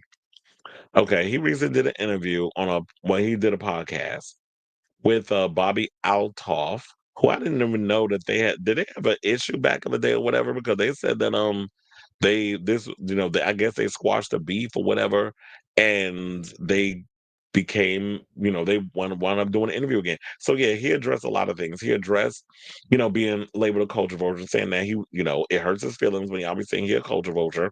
I still stand by it because I do feel like you are a culture vulture, sir. But okay, if you know, if you feel like a frog, then leap niece. But anyway, so um for many years, Drake has dabbled in a multitude of genres outside of hip hop and R&B.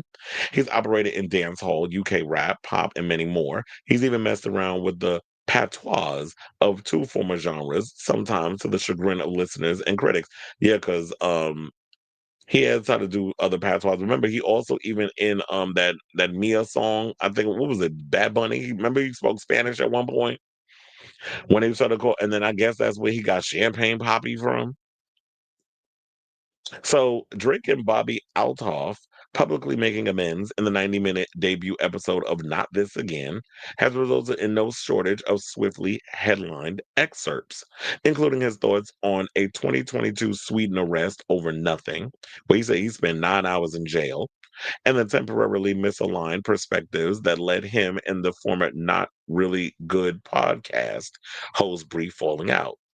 While discussing the latter, Drake, whose solo Iceman album is suspected before year's end, also touched on a larger hair trigger he says is connected, at least in part, to various criticisms he's faced along his artistic journey, including Culture Vulture claims. Saying, quote, "What I'm really trying to say is I feel like I'm not necessarily a part of the problem." Drake told Bobbi in the new interview, "I experienced a lot of guilt tripping in my life where people are like, no, this is your fault, essentially. And my intentions are pure." Tying these experiences to music, Drake explained that he gets really sensitive when it comes to what he argues is a negative spin sometimes put on his work. Saying, quote, "It's the same way even in music," he said. "People will be like, oh, you're a culture vulture," or people will describe the collaborative efforts that I've put forth and the artists that I've picked up and lifted up or shine a light on as me taking, they put, you could, when the way he talks, like, you could definitely tell, like, it's Canadian with the way that he phrases certain things. They'll put a negative spin on it and try to tell me that it's self-serving thing or whatever, and I think I get really sensitive about that. Well, look, my thing is, if you're out to try to help people, then help them. If you're trying to use your platform to uplift other artists and give them an opportunity, do that. I don't think that's where the culture vulture thing comes from. The culture vulture thing comes from the fact that they feel like you're this biracial kid who they don't feel like has truly embraced or acknowledged a lot of his blackness, and tries to use a lot of the cultural significance of Black culture to benefit yourself financially, if that makes sense. I also think that when you go and work with problematic people like a Morgan Wallen, people side eye you and think culture vulture. I'm sure there's probably other people out there who are well versed in the whole Drake isms on why they label him in the whole culture vulture thing.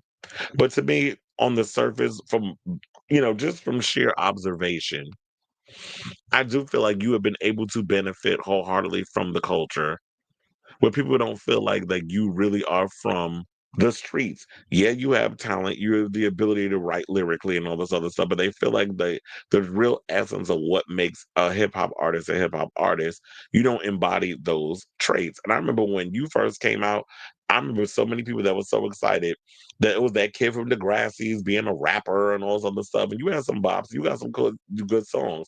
But I've always kind of felt I'm always side-eyed Drake in a lot of situations. There's always been something about him that in so many ways has rubbed me the wrong way. Now, in other news, Drake also has decided to address the fake abs and BBL rumors, where, Althoff basically told him that a lot of people think he got a procedure, and he addressed the photo and all that other stuff. Now, I do have that clip, so we can play that clip courtesy of the Twitter. And hold on, and then we will come back and talk. Please hold. People think you got a procedure done. Really? You What know? procedure? Yeah, an ab one. Really? Yeah. Did you do that? No. Is that a thing? I'm sure it is. Why do you know that? Because people do it all the time. Oh, do they? Yeah. You've never done that? No. Okay. People also say that I got a BBL, right? They call me BBL Drizzy. So. Oh, that's true. Did you? I don't know if my wagon looked crazy when I walked in here, but did it? You got a BBL and you got your abs sculpted? Did you? Do I have a fatty? I didn't look at your body when you walked in here. Do you want me to 360? I don't. So then, if it didn't stand out to you? No, me personally, I've never looked at you and thought just I think it was just I came from the gym. I was sweaty in that pic. Maybe I went on Facetune and put details up, and you can make it. Don't even admit to that much. Then sorry, you just Facetuned it. Yeah, I was maybe I heightened the saturation or something on it. Okay. I think I hit it too hard. I hit it too hard. Yeah. They don't look like that. You saw them. Don't make that weird. We just tried to record this and it didn't go well. Well, no, you asked me to see them the other day. During an interview, not because I was trying. This is our first interview. I don't know what she's talking about. We have no other interviews. She asked me to see my abs, and I showed them to her. In person, I got. Should we play? Should we play what? There's nothing to play, honey. No, there's nothing. I'm sorry. I don't know what you're talking. Yeah, we were just. The first thing I did when I got off the plane was like, "Can I see your abs?" Yeah. And then you were like, sure. "Damn, they look good. They just don't look like that." So hot. You were like, "They look good. They just don't look like that pic." That's exactly what happened. He's so smart. All right. So, yeah, he's basically saying, like, okay, so yeah, people do go around and get BBLs and things of that nature. And yeah, they do. Men do get blood injections. There was a rapper recently that admitted that they had something done to their ass and they had a bad experience. Was it Cameron? I think it was Cameron that came out and said something or another that they had gotten some work done on their butt. I'm like, child, why would you be out here admitting that you had something done to your butt?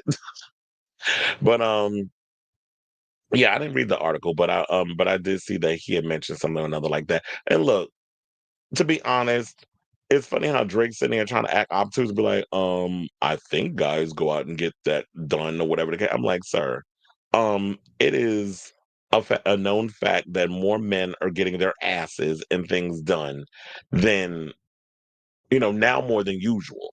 So, there is a lot of men are out here getting plastic surgery. Maybe you did put a little face tune on the abs to make it look a little. It does look a bit drawn on. No shade. It definitely looks like something ain't working in this situation. Now, I don't know what the process. I mean, yeah, you can go to the gym and get those abs because he's got the money. He's got a trainer who's going to be able, to show him how to eat right, show him how to work out, all those other things. It's just something a little weird going on with the overall sketching out of the abs. So maybe she's not asking the right questions. Do I think that he didn't go in the night to get some work done?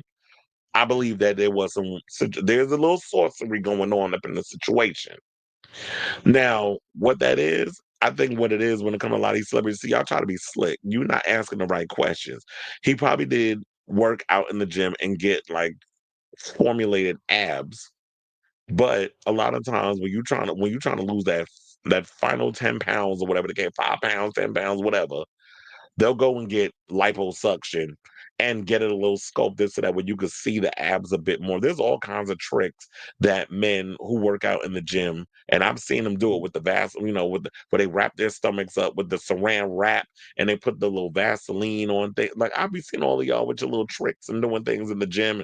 Some of y'all be using the steroids and the HGH and all that mess. Like you can't tell me RFK Jr. don't be out here using supplements at his age. There's no way that all comes from diet and exercise, especially the way that motherfucker be eating. So, do I think that Drake has been 110% honest in this whole situation? No. Now, does he have a BBL? Well, no. I never looked at his butt. So, I want to see if there was anything else or to add about this. I guess not. But yeah, so I definitely want to hear from y'all. What do you guys think of this story? Do you believe that Drake is telling the truth when he said that, yeah, he didn't have no work done, that it was just a little face tuning, that he went a little too far and trying to etch out the abs and make him look a little more defined, and people called them out on it, but instead of them thinking that there could be a lot of face tuning, which I believe a lot of people use when it comes to stuff. People use like things to make them look younger and make them look a little different on camera, whatever the case is. Do you think that he used that on a filter, I guess is the word we're looking for, to more or less define his abs and things of that nature, and people are calling him out on that? I don't know where the whole BBL situation came from, because I'm like, compared to his ass before, where people are there butt photos out there where you can even tell the difference if he's had a butt lift? So I don't think he didn't go to the Cardi B surgeon. So I don't know what the ass look like because he ain't sat on my face yet. So let me know what you guys think of this story in the comments down below.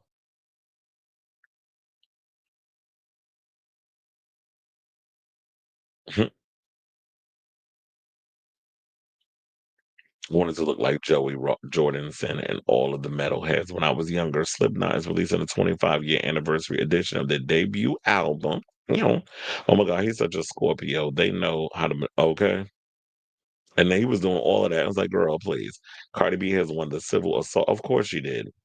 Of course she was gonna win. I knew she was gonna win because I feel like the attorney that was for the other girl, um, he was just an idiot. He didn't know what the hell he was doing. He was looking for a moment rather than actually doing what he needed to be done as an attorney. Now, do I think that Cardi B put hands on that girl and was acting a fool? I believe it because we've seen Cardi B's behavior. We've seen how she turns out. We see how she acts. So I don't put nothing past her in regards of how her putting paws on people because she threw a shoe at Nicki Minaj. Remember, she's gotten physical with so many other people in the past. So I don't put nothing past that girl.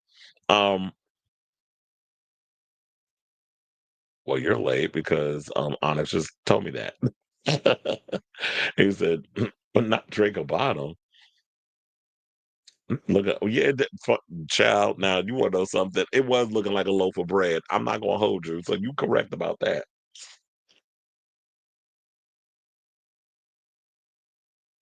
Yes, I wonder. And you want to know something? That girl should have aimed lower in regards to the coins.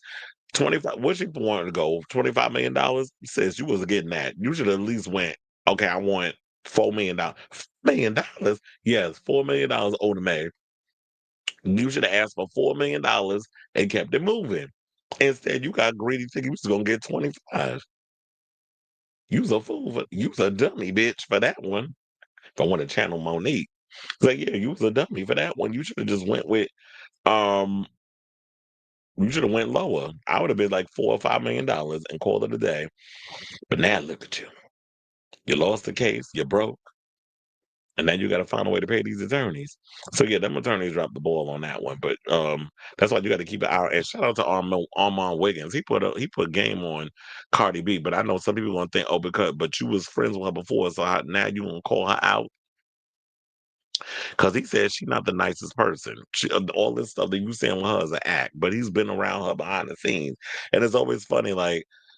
Y'all be quiet when y'all cool with these people, but then when y'all have your little falling out and she threatens you behind the scenes and all this other mess, now you want to come out with the tea.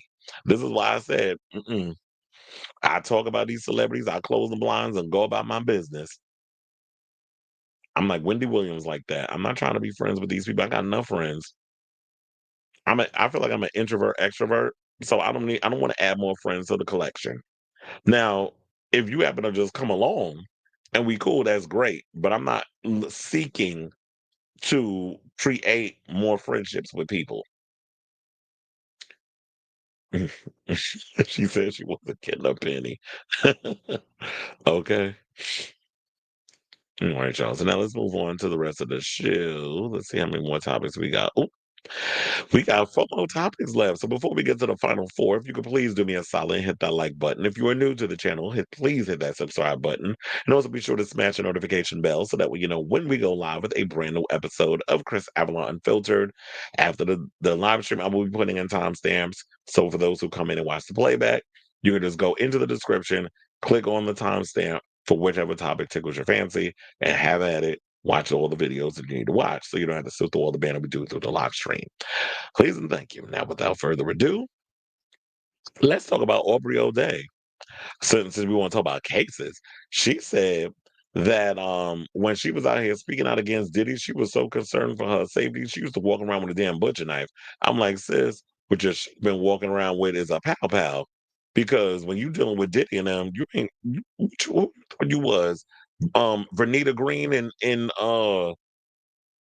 Kill Bill. How she's good with an edge weapon. Uh-uh. You need to get you a pow pow if you're dealing with these type of Negroes. But anyway, let's get into the story. So Aubrey recently opened up about the sense of fear she suffered after speaking out against Sean Diddy Combs. The singer hasn't been shy about detailing her bad experiences with her former label boss. Now she's been candid about just how severely the ordeal has impacted her. Aubrey recently revealed that she felt so scared about possible retaliation from Diddy that she felt the need to arm herself with a weapon. In a recent interview with Decider, she explained, quote, "There were unmarked cars around me for a bit that seemed suspicious. I don't know how much danger there ever was, is, or isn't. We saw two victims drop out during jury selection. Clearly, there were things moving and shaking on all sides, but I've been aware multiple times in the past couple of years that physical danger is a real thing, especially when you're dealing with the diddler." She said she felt so threatened she got her butcher knife. Aubrey took part in MTV's Making the Band when she was just 21. Diddy signed her and her Danity Kane bandmates to his label. However, the media mogul fired her in 2008, allegedly for being too raunchy and promiscuous, which is kind of like what we wanted from the girls of Danity Kane. Because when you listen to Welcome to the Dollhouse and the amount of sexuality that oozes in them songs, like Damage and Strip Tease and all them other songs, bitch, what was you expecting? And child, we already know quiet as it's kept. You were trying to stick your little, baby Diddy up in Aubrey's cootie cat. Because she spilled that tea. And for trying to sleep with people that you work with. So just because she didn't give any of your advances, now you want to act mad. Now they said now the singer is keen to clarify that that wasn't the case. She said, "I lived my whole life and I received a lot of blacklisting. A lot of opportunities gone right out the door the second that he said, 'You're fired for being raunchy and promiscuous.' I think the whole world understands if I were and had been at the time, he would have loved me." Right.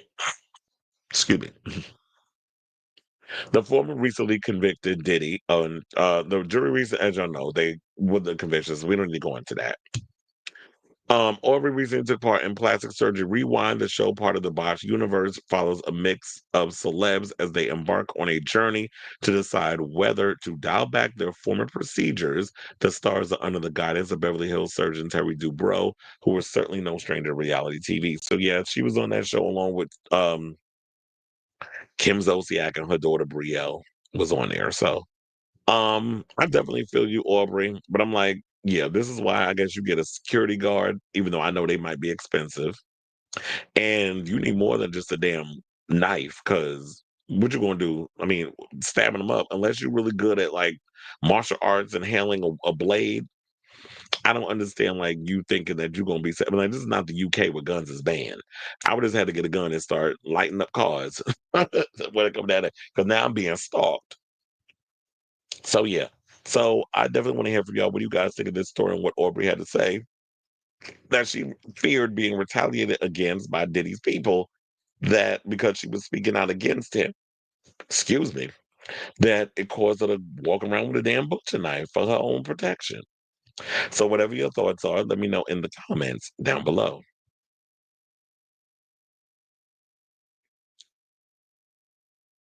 Especially if he's pardoned, she better arm us. Okay. So look, people don't even know what the hell Trump is.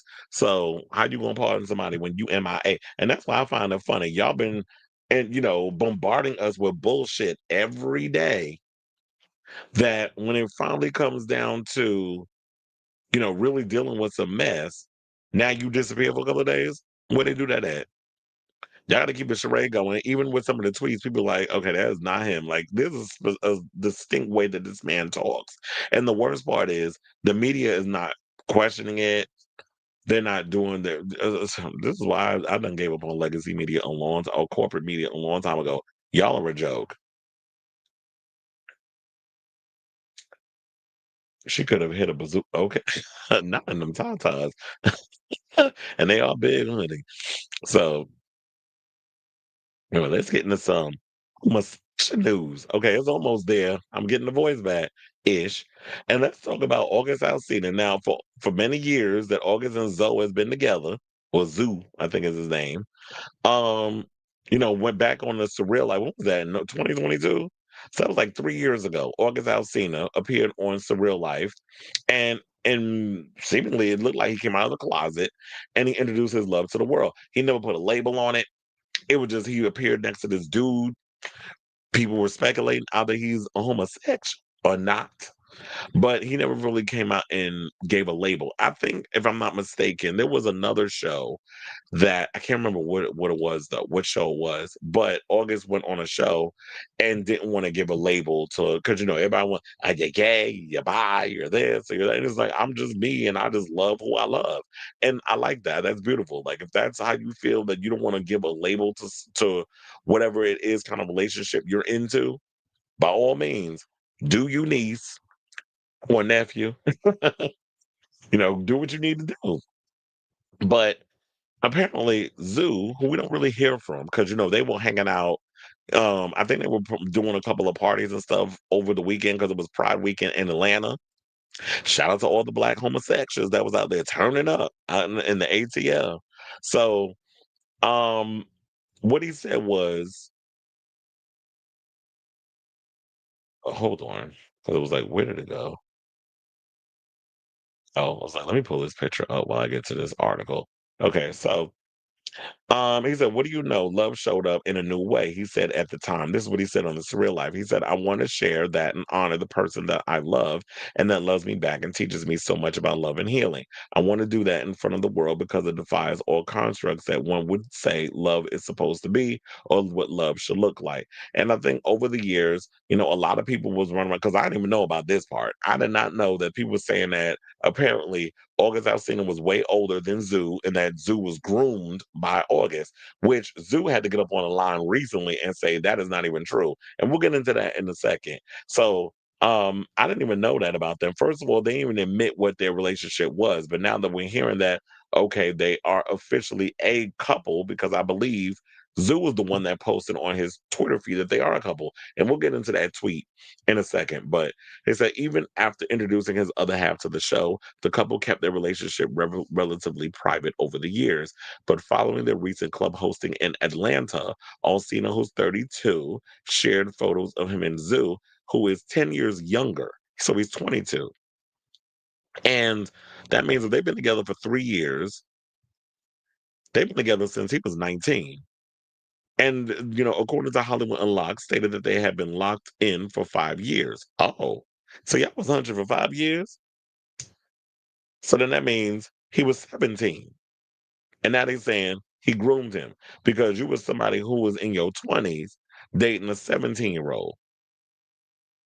So that's when, of course, when he went and revealed this whole situation, because we sitting there thinking y'all were together for 3 years, but y'all saying that y'all was secretly messing around for 2 years before y'all made it official that y'all was a couple. So that's where the rumors came that he was groomed, which led the couple to finally confirm their relationship while responding to the rumors. So on September 1st, which was yesterday, 2025, Zoo broke his silence to confirm the relationship rumors, saying he hopes to clear up any confusion. So this was, I believe, hold on, let me bring this other thing up so that way y'all can see that. So yeah, that's when this whole situation came in, where he was like, "Can't get enough of you," that sort of thing. So we'll leave that up there. And then it said, "This is my first and only time addressing this. I don't give a fuck about any external validation whatsoever," he began in his lengthy caption. "I don't need anyone's likeness, but I'm a grown ass man with his own mind and free will. If I ever do anything, it's because I want to do it. I met August when I was already of age, an adult. Aug didn't even know me when I was 16 or 17. Not sure where that came from. Yeah, there's a slight age difference, but y'all pick and choose who to judge when it comes to that."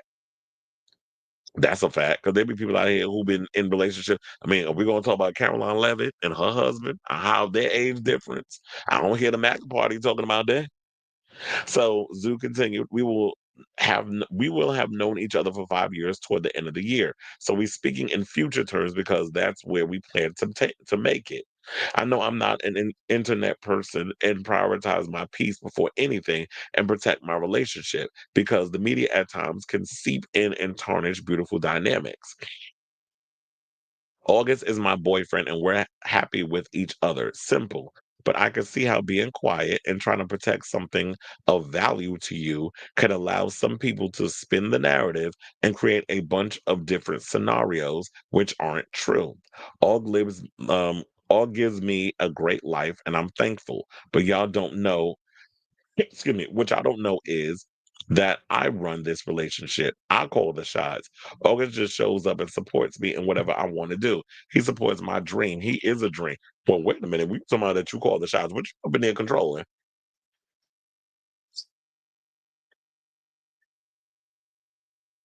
I was going to sing that Girls Aloud song. It's because you're making the bet and call the shots down on me. But I was like, the voice is not working today. So I'm like, I'm not even going to try to attempt to sing them lyrics. but what he's also okay. So now it's that Olga just shows up and supports me. He's a dream. Nothing is ever forced on either end. Hope this clears up any confusion. Stay fly. So what they're saying is it's a mutual situation. There's no controlling of the relationship on any side going on. And then he went and posted this one. Now y'all probably can't read it. So oh wait, that was the sorry, that was the this is the actual lengthy post that he put up that of what I just read to y'all that was on the Twitter. Now Olga showed his support for his boyfriend's statement by reposting his lengthy response to his IG, adding the following. He said on Twitter he made a statement of his own writing, "Hey, at Grok, please sum this up because the young god has spoke." Grok said the message seems to be a collective gathering, letting them know to play somewhere where it's safe because playing with them ain't it. And that's on the ancestral lineage who comes through with a vengeance. Here's the thing. Why isn't August Alsina capitalizing off of this whole homosexual thing and coming out with music? Is he making music? Because I see you out here doing parties and showing up and being cute and promoting. And I seen some of the videos that was online that was showing like some people was mad because they felt like it was just you and Zoo interacting with each other, and y'all wasn't really doing like what it requires. It would say somebody's gonna be throwing money at y'all to promote a party. Because if I'm promoting a party, yeah, I'm gonna be up in VIP, I guess, for whatever. But I'm also gonna be interacting with the people. But they felt like y'all was kind of interacting with each other and kind of like wasn't really interacting with everybody else that was in the situation. This is what the people were saying. This was some of the videos that I was seeing on social media. So, which I always found weird that people spend more time filming other people doing shit rather than y'all be out here living y'all best life. So I do hope that this cleared up any confusion. If Zoo is out here happy in a relationship with August and he's not feeling any ways about being groomed or whatever the case is, then that's great. I don't want no Raheem Shabazz, uh, what the hell the other boy, Elijah Zane situation where y'all 1 minute talking about, oh yeah, he ain't groomed and did this and did that. And then the next minute, when the man done pissed you off, then you want to come out and say, oh, I was forced to say some stuff and I was under this type of I was under a spell and yeah, he was older and he should have known better and I was young. But look, you said that you was okay with all of this, that you do what you want to do because you grown and oh, be grown and stand 10 toes down in your relationship, which is clearly what he's doing.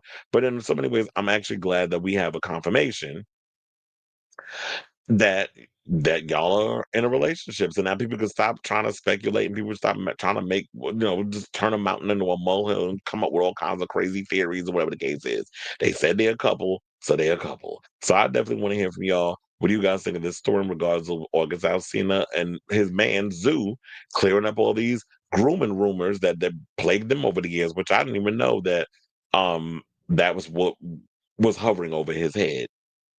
So let me know what you guys think of this story in the comments down below.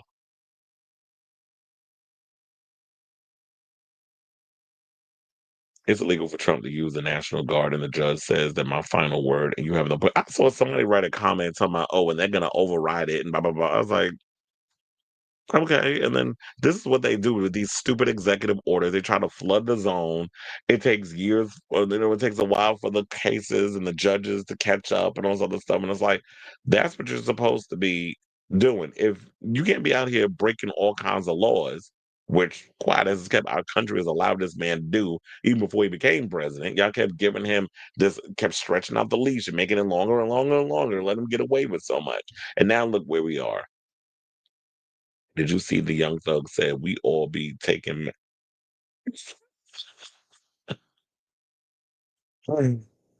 Young Thug said that, child, look, we talking about the ATL. So yeah, they talking about we be taking mad dick in Atlanta. I believe it. But not you out here admitting that you be taking it up the bud. Yes, bud. It might be fake, but all the blogs are saying it was a tweet in the leak. Okay. Just like Marlon Wayans out here denying he said what he said regarding Snoop Dogg, which is our next topic that we're about to get into. Mhm. Well, they both, I mean, technically they both wear pants, but I guess metaphorically speaking, he's like, I'm the boss, I run the house. I'm like, okay. Keep doing you niece. All right, y'all. So now let's get into this Marlon Wayans story. So yesterday we talked a bit about the Snoop Dogg situation where he made homophobic comments regarding, Lightyear and having to explain to his grandson how two women in a animated film have a child. And shout out to some of the people who've been cool with the responses on social media. One woman said it was like, her child, because she is in a relation, her being in a relationship with a woman and her having a kid, her kid was happy to be represented in the movie. So that at the end of the day is the ultimate goal. So for a lot of you ignorant ass people who don't understand why when y'all keep calling things agendas and things of that nature, it's not an agenda. It's about being seen and representation. So unless you don't, so I guess it's only agenda when it makes you uncomfortable and you don't relate to it. So a woman of color saying in my comments, that black woman, that her child was happy to see her being represented in an animated film. Could you have two women in a relationship with a kid? That to me is the most important thing.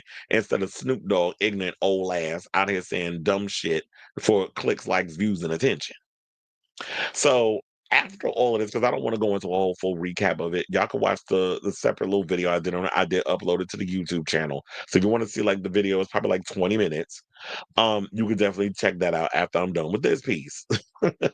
But nevertheless, um, so after I did the segment, I did not include it in the segment. I did it after the fact because it just don't. I remember I was like, wait a minute, there was this thing that was floating around on social media regarding Marlon Wayans making comments about Snoop Dogg on social media, where he was like basically saying how he was tired of defending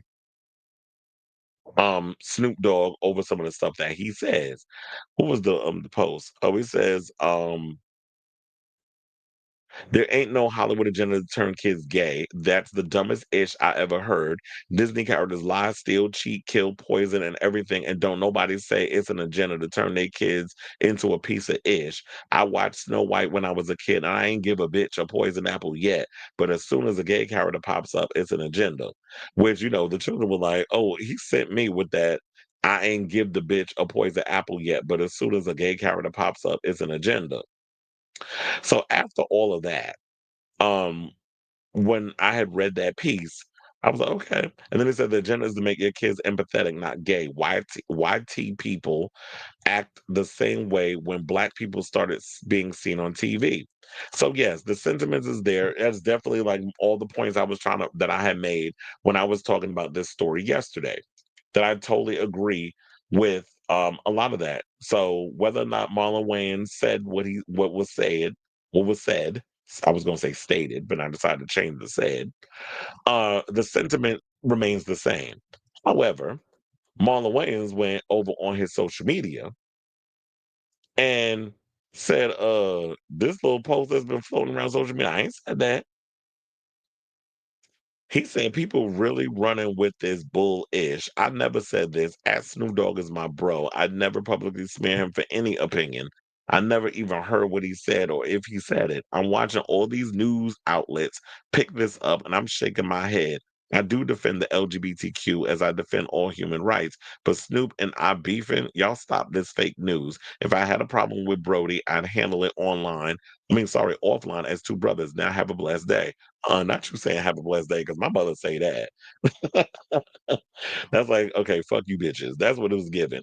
But then people was in the comments that said, at B Scott, so you lied? Because yeah, everybody was running with it. And I even read it on the show. But I'm luckily, So and you know me, if there's a situation that comes out and says that there was a mistake made, I have no problem coming online and being like, okay, so it was debunked. It didn't happen according to him. So I'm going to go by what he said. But then it goes to show how reading is fundamental for a lot of people, because a lot of you dumb bitches jumped in the comments and just wanted to use this as a way to go at him because he has a trans daughter, or a trans son, I should say. Or I'll just say trans child, but yeah, he has a trans son, Kai. There was a lot of people when I was reading the comments, it was like, oh, you just saying that because your son is trans. I mean, you have a trans child, blah, blah, blah, blah, blah. And it's like, they just even read the thing. And even somebody in the comments said that. One person said, solidified, the number of you who didn't even bother to read the caption is alarming. Exactly. So you read the thing on the side with the rainbow thing, the rainbow flag and the mask. You read this shit from what B Scott posted. Had Billy Woodruff, directed a lot of iconic videos, especially from Tony Braxton. All of them have been there liking it.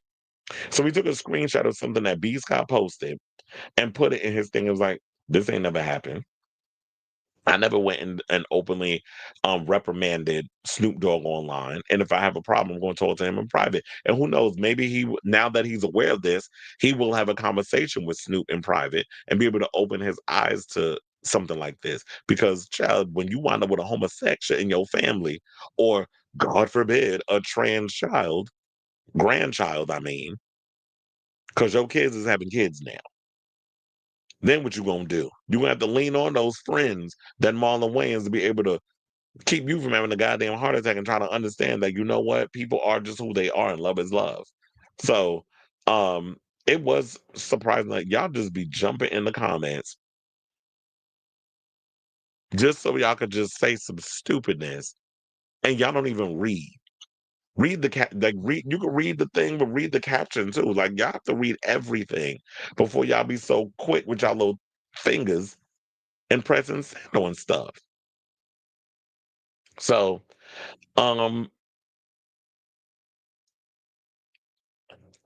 what else they also say? Okay, so now they said many Twitter users believe the comments were authentic due to Wayne's advocacy, and that makes sense. It's like, because he's been an advocate for the community. I think a lot of people would believe that would be something that Marlon would say, because Marlon's a comedian. Marlon is notorious for clapping back at people online and jumping on people for saying ignorant stuff. So yeah, it definitely felt legit, and it happens a lot. Like, we're in an era now where I feel like it's hard to tell real stories from fake stories, because um we just get bombarded with so much stuff. And it could be because of this administration that we're in, with all this fake news, and you don't know what to believe anymore from a lot of people. So um I'm not disappointed that he didn't say anything in regards to this. I do feel like, yeah, you need to be out here defending yourself. Like, you're not going to create a whole narrative around me and lie and say that I got pressure with Snoop when I don't. Snoop believes what he believes. He could have kept that shit to himself, quiet as it's kept, because I don't even think the girl asked him in the interview to even take it there with that whole comment. He decided to just go on this whole tirade about a gay couple in a damn cartoon, when sex has been all over cartoons. We already talked about it yesterday with Snow White and Sleeping Beauty and The Lion King. How you explain Simba and Nala's child them having a baby lion at the end, when he was a kid in the beginning and all this other stuff? And yeah, he was still relatively young when he grew up. But how do you explain all of that? You have no problem explaining everything else, but you got a problem explaining that you could have just said the child was adopted. So look, even if Marlon Wayans didn't say anything, we have people like T.S. Madison, so many others who have come out and weighed in and gave their opinions. And this is why we have to continue, as people of color, queer people of color, to advocate for our community and speak out, against the ignorance and the bigotry that a lot of these celebrities and so many others that feel like that they know what the hell they be talking about, but don't know shit, because feelings are not facts. When y'all go online and saying or spewing a whole bunch of bullshit for what? A moment? It's like, regardless of how you feel about the LGBTs, they ain't going no damn way. We're like roaches. We don't die, we multiply. So, that's the same way how white people feel about blacks. No matter how many black people you kill, how many immigrants are deport, they'll always be here. So either wallow in your misery and be unhappy and be bigots, or learn to live with people who are different than you. So I say all this to say, what do you guys think of this story? I just felt like I had to come on here and clear up some of the stuff regarding what Marlon Wayans had to say because, this story has been debunked. So I had to come on here and, clear it up so that way everybody knows the tea regards to that. So I definitely want to hear from y'all. Let me know what your thoughts are on this story in the comments down below.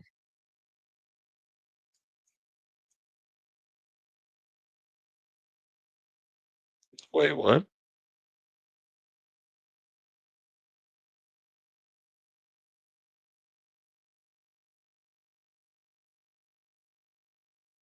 Well, good luck with that. I don't know how you're gonna make a fun horror film with no politics. I mean, horror movies have always been sort of what's the word? Horror films have always not always, but usually have a lot of social commentary in them. So, um, if that's what y'all consider political, I mean, it's social commentary. It's like things that goes on in the world and it's used as a cloak for using horror as the tone to talk about the things that a lot of people wouldn't want to deal with in their real life. Horror and sci-fi all does it. It's kind of like even when you watch Alien Earth. I don't know if you guys are watching that show, but it's really good. But I like the idea of like them talking about in the future how you could take the essence of a person and basically put it in a synthetic being. And the conversation they had in the fourth episode was, is it really like when they take your conscience and put it in a synthetic, is it like when we die, is it really all of you, or is it just like an imprinted part of you that they've downloaded and they're putting that in these synthetic bodies, so it's not really you, it's pieces of you, it's you whittled down in data, ones and zeros. So I thought that was like a relatively interesting conversation. So it's like taking those stories and putting it in a sci-fi situation and also having aliens and all kinds of weird creatures killing people. That's extra icing on the cake. So we'll see. I mean, he's got him coming out that he's producing, so know he's hoping that that would do relatively well at the box office. Male pop stars are getting more popular as it's not associated with toxic fandoms, which turns people off. What male pop stars? Because I was just seeing a lot of video. I just saw a video that there was some other male pop stars kind of dead. And I kind of agree. A lot of these current male pop stars also have mostly straight female fan bases and are marketable to straight women as well. Somber role model Benson, Alex W., Conan, Little Nas, and Troy do not have that. Well, yeah, because Conan, Little Nas, and Troy are queer. Whereas, um, I mean, Somber is starting to make waves. Role model, I'm not really familiar with who that is. Benson is kind of boring. And so, yeah, even though he kind of tries to act a little faggy with his looks and everything, but he's boring. And that music ain't it either. But most casual listeners of music on the radio playlist don't keep up with toxic fandom drama. Could be that too. All right, y'all. So now let's get into our final topic and let's talk about Greg Louganis, who apparently is so fed up with what's going on in this country. He's like, I'm out ski. I've decided to pack my bags and even get down to the point of he sold his Olympic gold medals. He's got two of them. And I've been like, why would you do that? That's a sentimental value. But then again, I'm looking at it as like, they're just medals. Y'all know I won. They're a part of me. You can't bury me with them when I die. I'm a man of a certain age. So um, if I sell them, and it was worth some coin, because we're going to get into how much he paid or the person paid him. So, out Olympic gold medalist Greg Louganis shared the details of his move to Panama in a statement uploaded to his Facebook page on Friday. Now, in the post, Louganis, who came out as a homosexual in 1994 and shared that he was HIV positive in 95, and that was after, the little bleeding situation where that happened. And remember, Mario Lopez, who I care because he just got served with some damn papers. He got served over the weekend at his home in California. I don't like him. I used to like him back in the day, but once he started becoming like some crazy MAGA nutbag, I was like, you're a chop. And I don't understand why would they even go there? Because your ass, excuse me, people like your kind is being deported by the man you worshiping and ass kissing. But I guess because you're in a different tax bracket, you don't care. So anyway, they said he auctioned and sold three. Oh, so I'm sorry. I said he only had two. He actually has 5 Olympic gold medals. He sold three of them. It's actually good because I'm like, I'll just keep the other two. According to I think it's collect.com because it's CLLCT.com. He sold two gold and one silver medal for $430,865. His first silver medal from the 1976 Olympics, a gold from the 1984 Games in Los Angeles, and another gold from the 1988 Seoul Olympic Games. Louganis, who was known as one of the greatest American divers of all time, detailed the reasons he parted with the medals in the post and wrote, I told the truth. I needed the money. While many people may have built businesses and sold them for a profit, I had my medals, which I'm grateful for. If I had proper management, I might not have been in that position. But what is done. Live and learn. So he's basically saying that his proper management took advantage of him. And then he went and posted on his Facebook page. So as life moves forward, what are you prepared to leave behind? I am 65 years old. I'm asking and I am asking just that. I'm no longer who I used to think I was, not even close to who other people think I am. I have auctioned three of my medals, which sold, I believe, because I went against what the experts told me last time when I tried the first time. I told the truth. I needed the money. While many people may have built businesses, blah, blah, blah, I read all that. The other consideration is the sale of my house. I'm very happy with whom I sold it to. I thank and bless the house to bring joy, love, peace, happiness, and a sense of safety to those who enter the house. When it was time to make decisions on what to ship and where, ECT, etc., I thought we might ship my car and load it up for the shipping. There are various things to consider, including import taxes to Panama, and the roads are not quite what we are accustomed to. Caltrans does its best to keep roads safe for travel, but that is not often the case outside of the United States. So I decided to donate, sell what could be sold, gave gifts, and give where things might be needed or appreciated. Keeping in mind, my mom, Frances Louganis, would often tell me, make everywhere you go better because you were there. A thought occurred to me. I had many friends, people I was close to, lost everything in the Woolsey fire and then the Palisades fire just last year. I know I am choosing to do this, but but their resilience is an inspiration for me to start anew with an open heart and open door opening up to possibilities. I realized I often closed myself off, shut myself down, and play small for the comfort of others. I don't think I have realized or given myself credit for what might be able to accomplish. Like I said in the earlier post, I was an instrument of my coach's Ron O'Brien's creation. I was honored, proud, and blessed to have been that for him. It was all achieved with love at the core. Now I get to discover who is Greg Louganis. Without the distraction and noise from outside, at least that is my goal. And hey, I may not find out.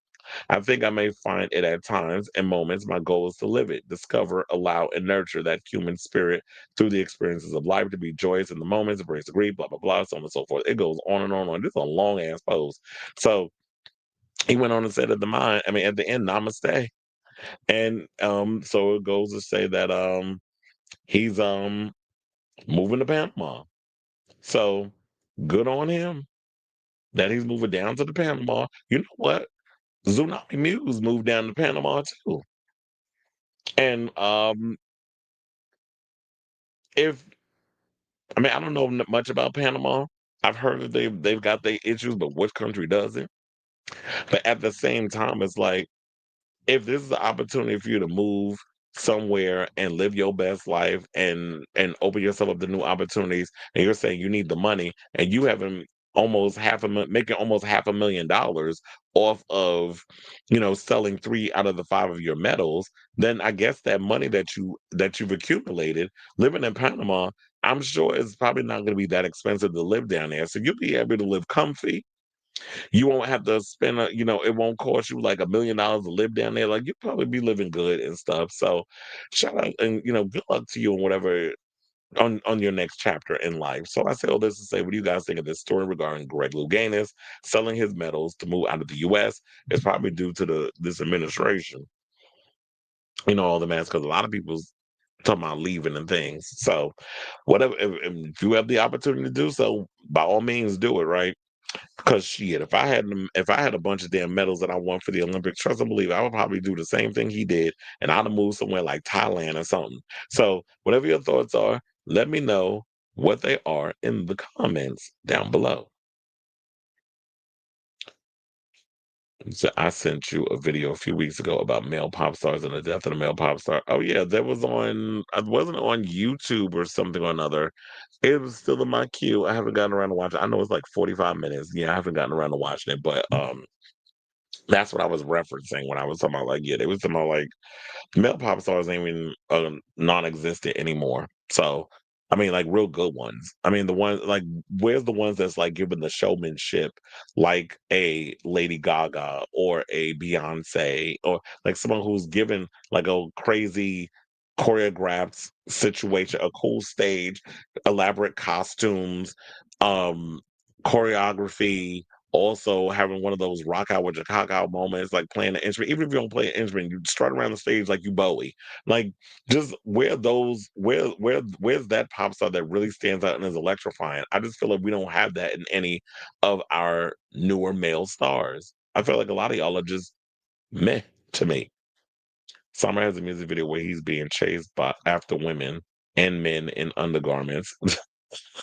Are you trying to tell us something, sir? You say yes. Hmm. Happy to catch the live. I've been going through it this last month. Saturn return. Oh, well, hopefully you make it through all of this. Not Saturn return. Did Gwen Stefani come out with a No Doubt come out with an album called Saturn's Return? I don't care for the bitch no more because she crazy and she's going all full religious nutbag, being with that Blake damn Shelton. Maybe that's how she always was. But yeah, I could definitely see like the Mercury and the Saturn return. There's a bunch of stuff going on. So I pray that you get, out of your funk.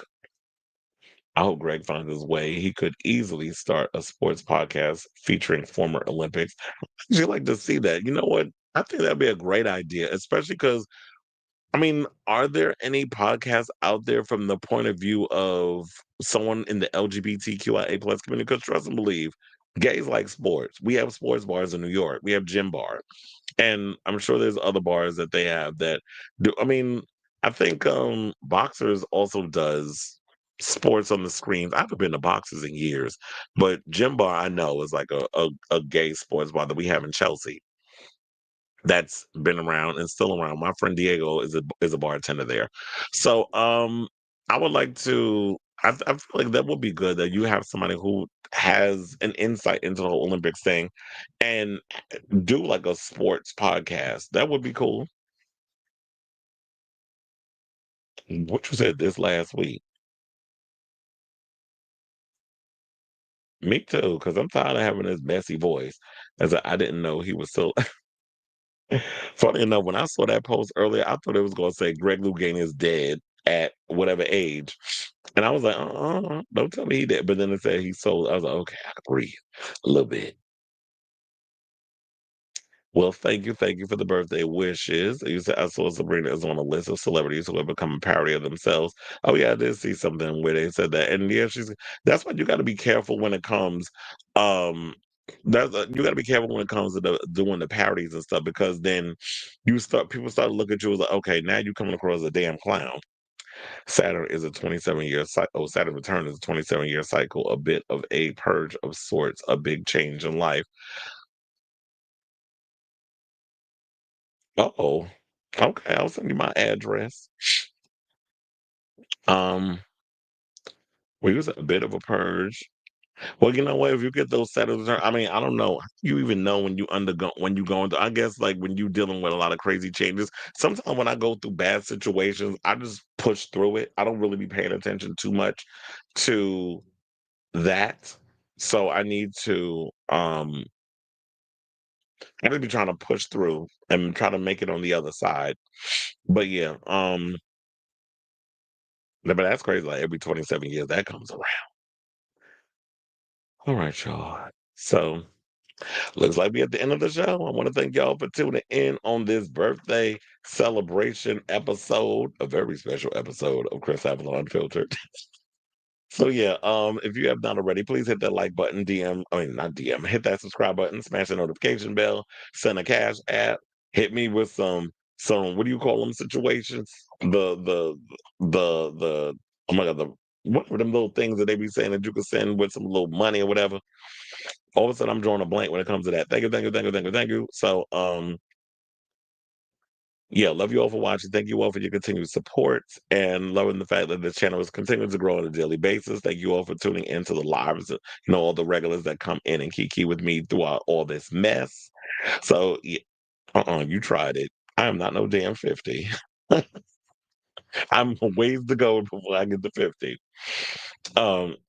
So yeah, love you all for watching. And until next time, darlings.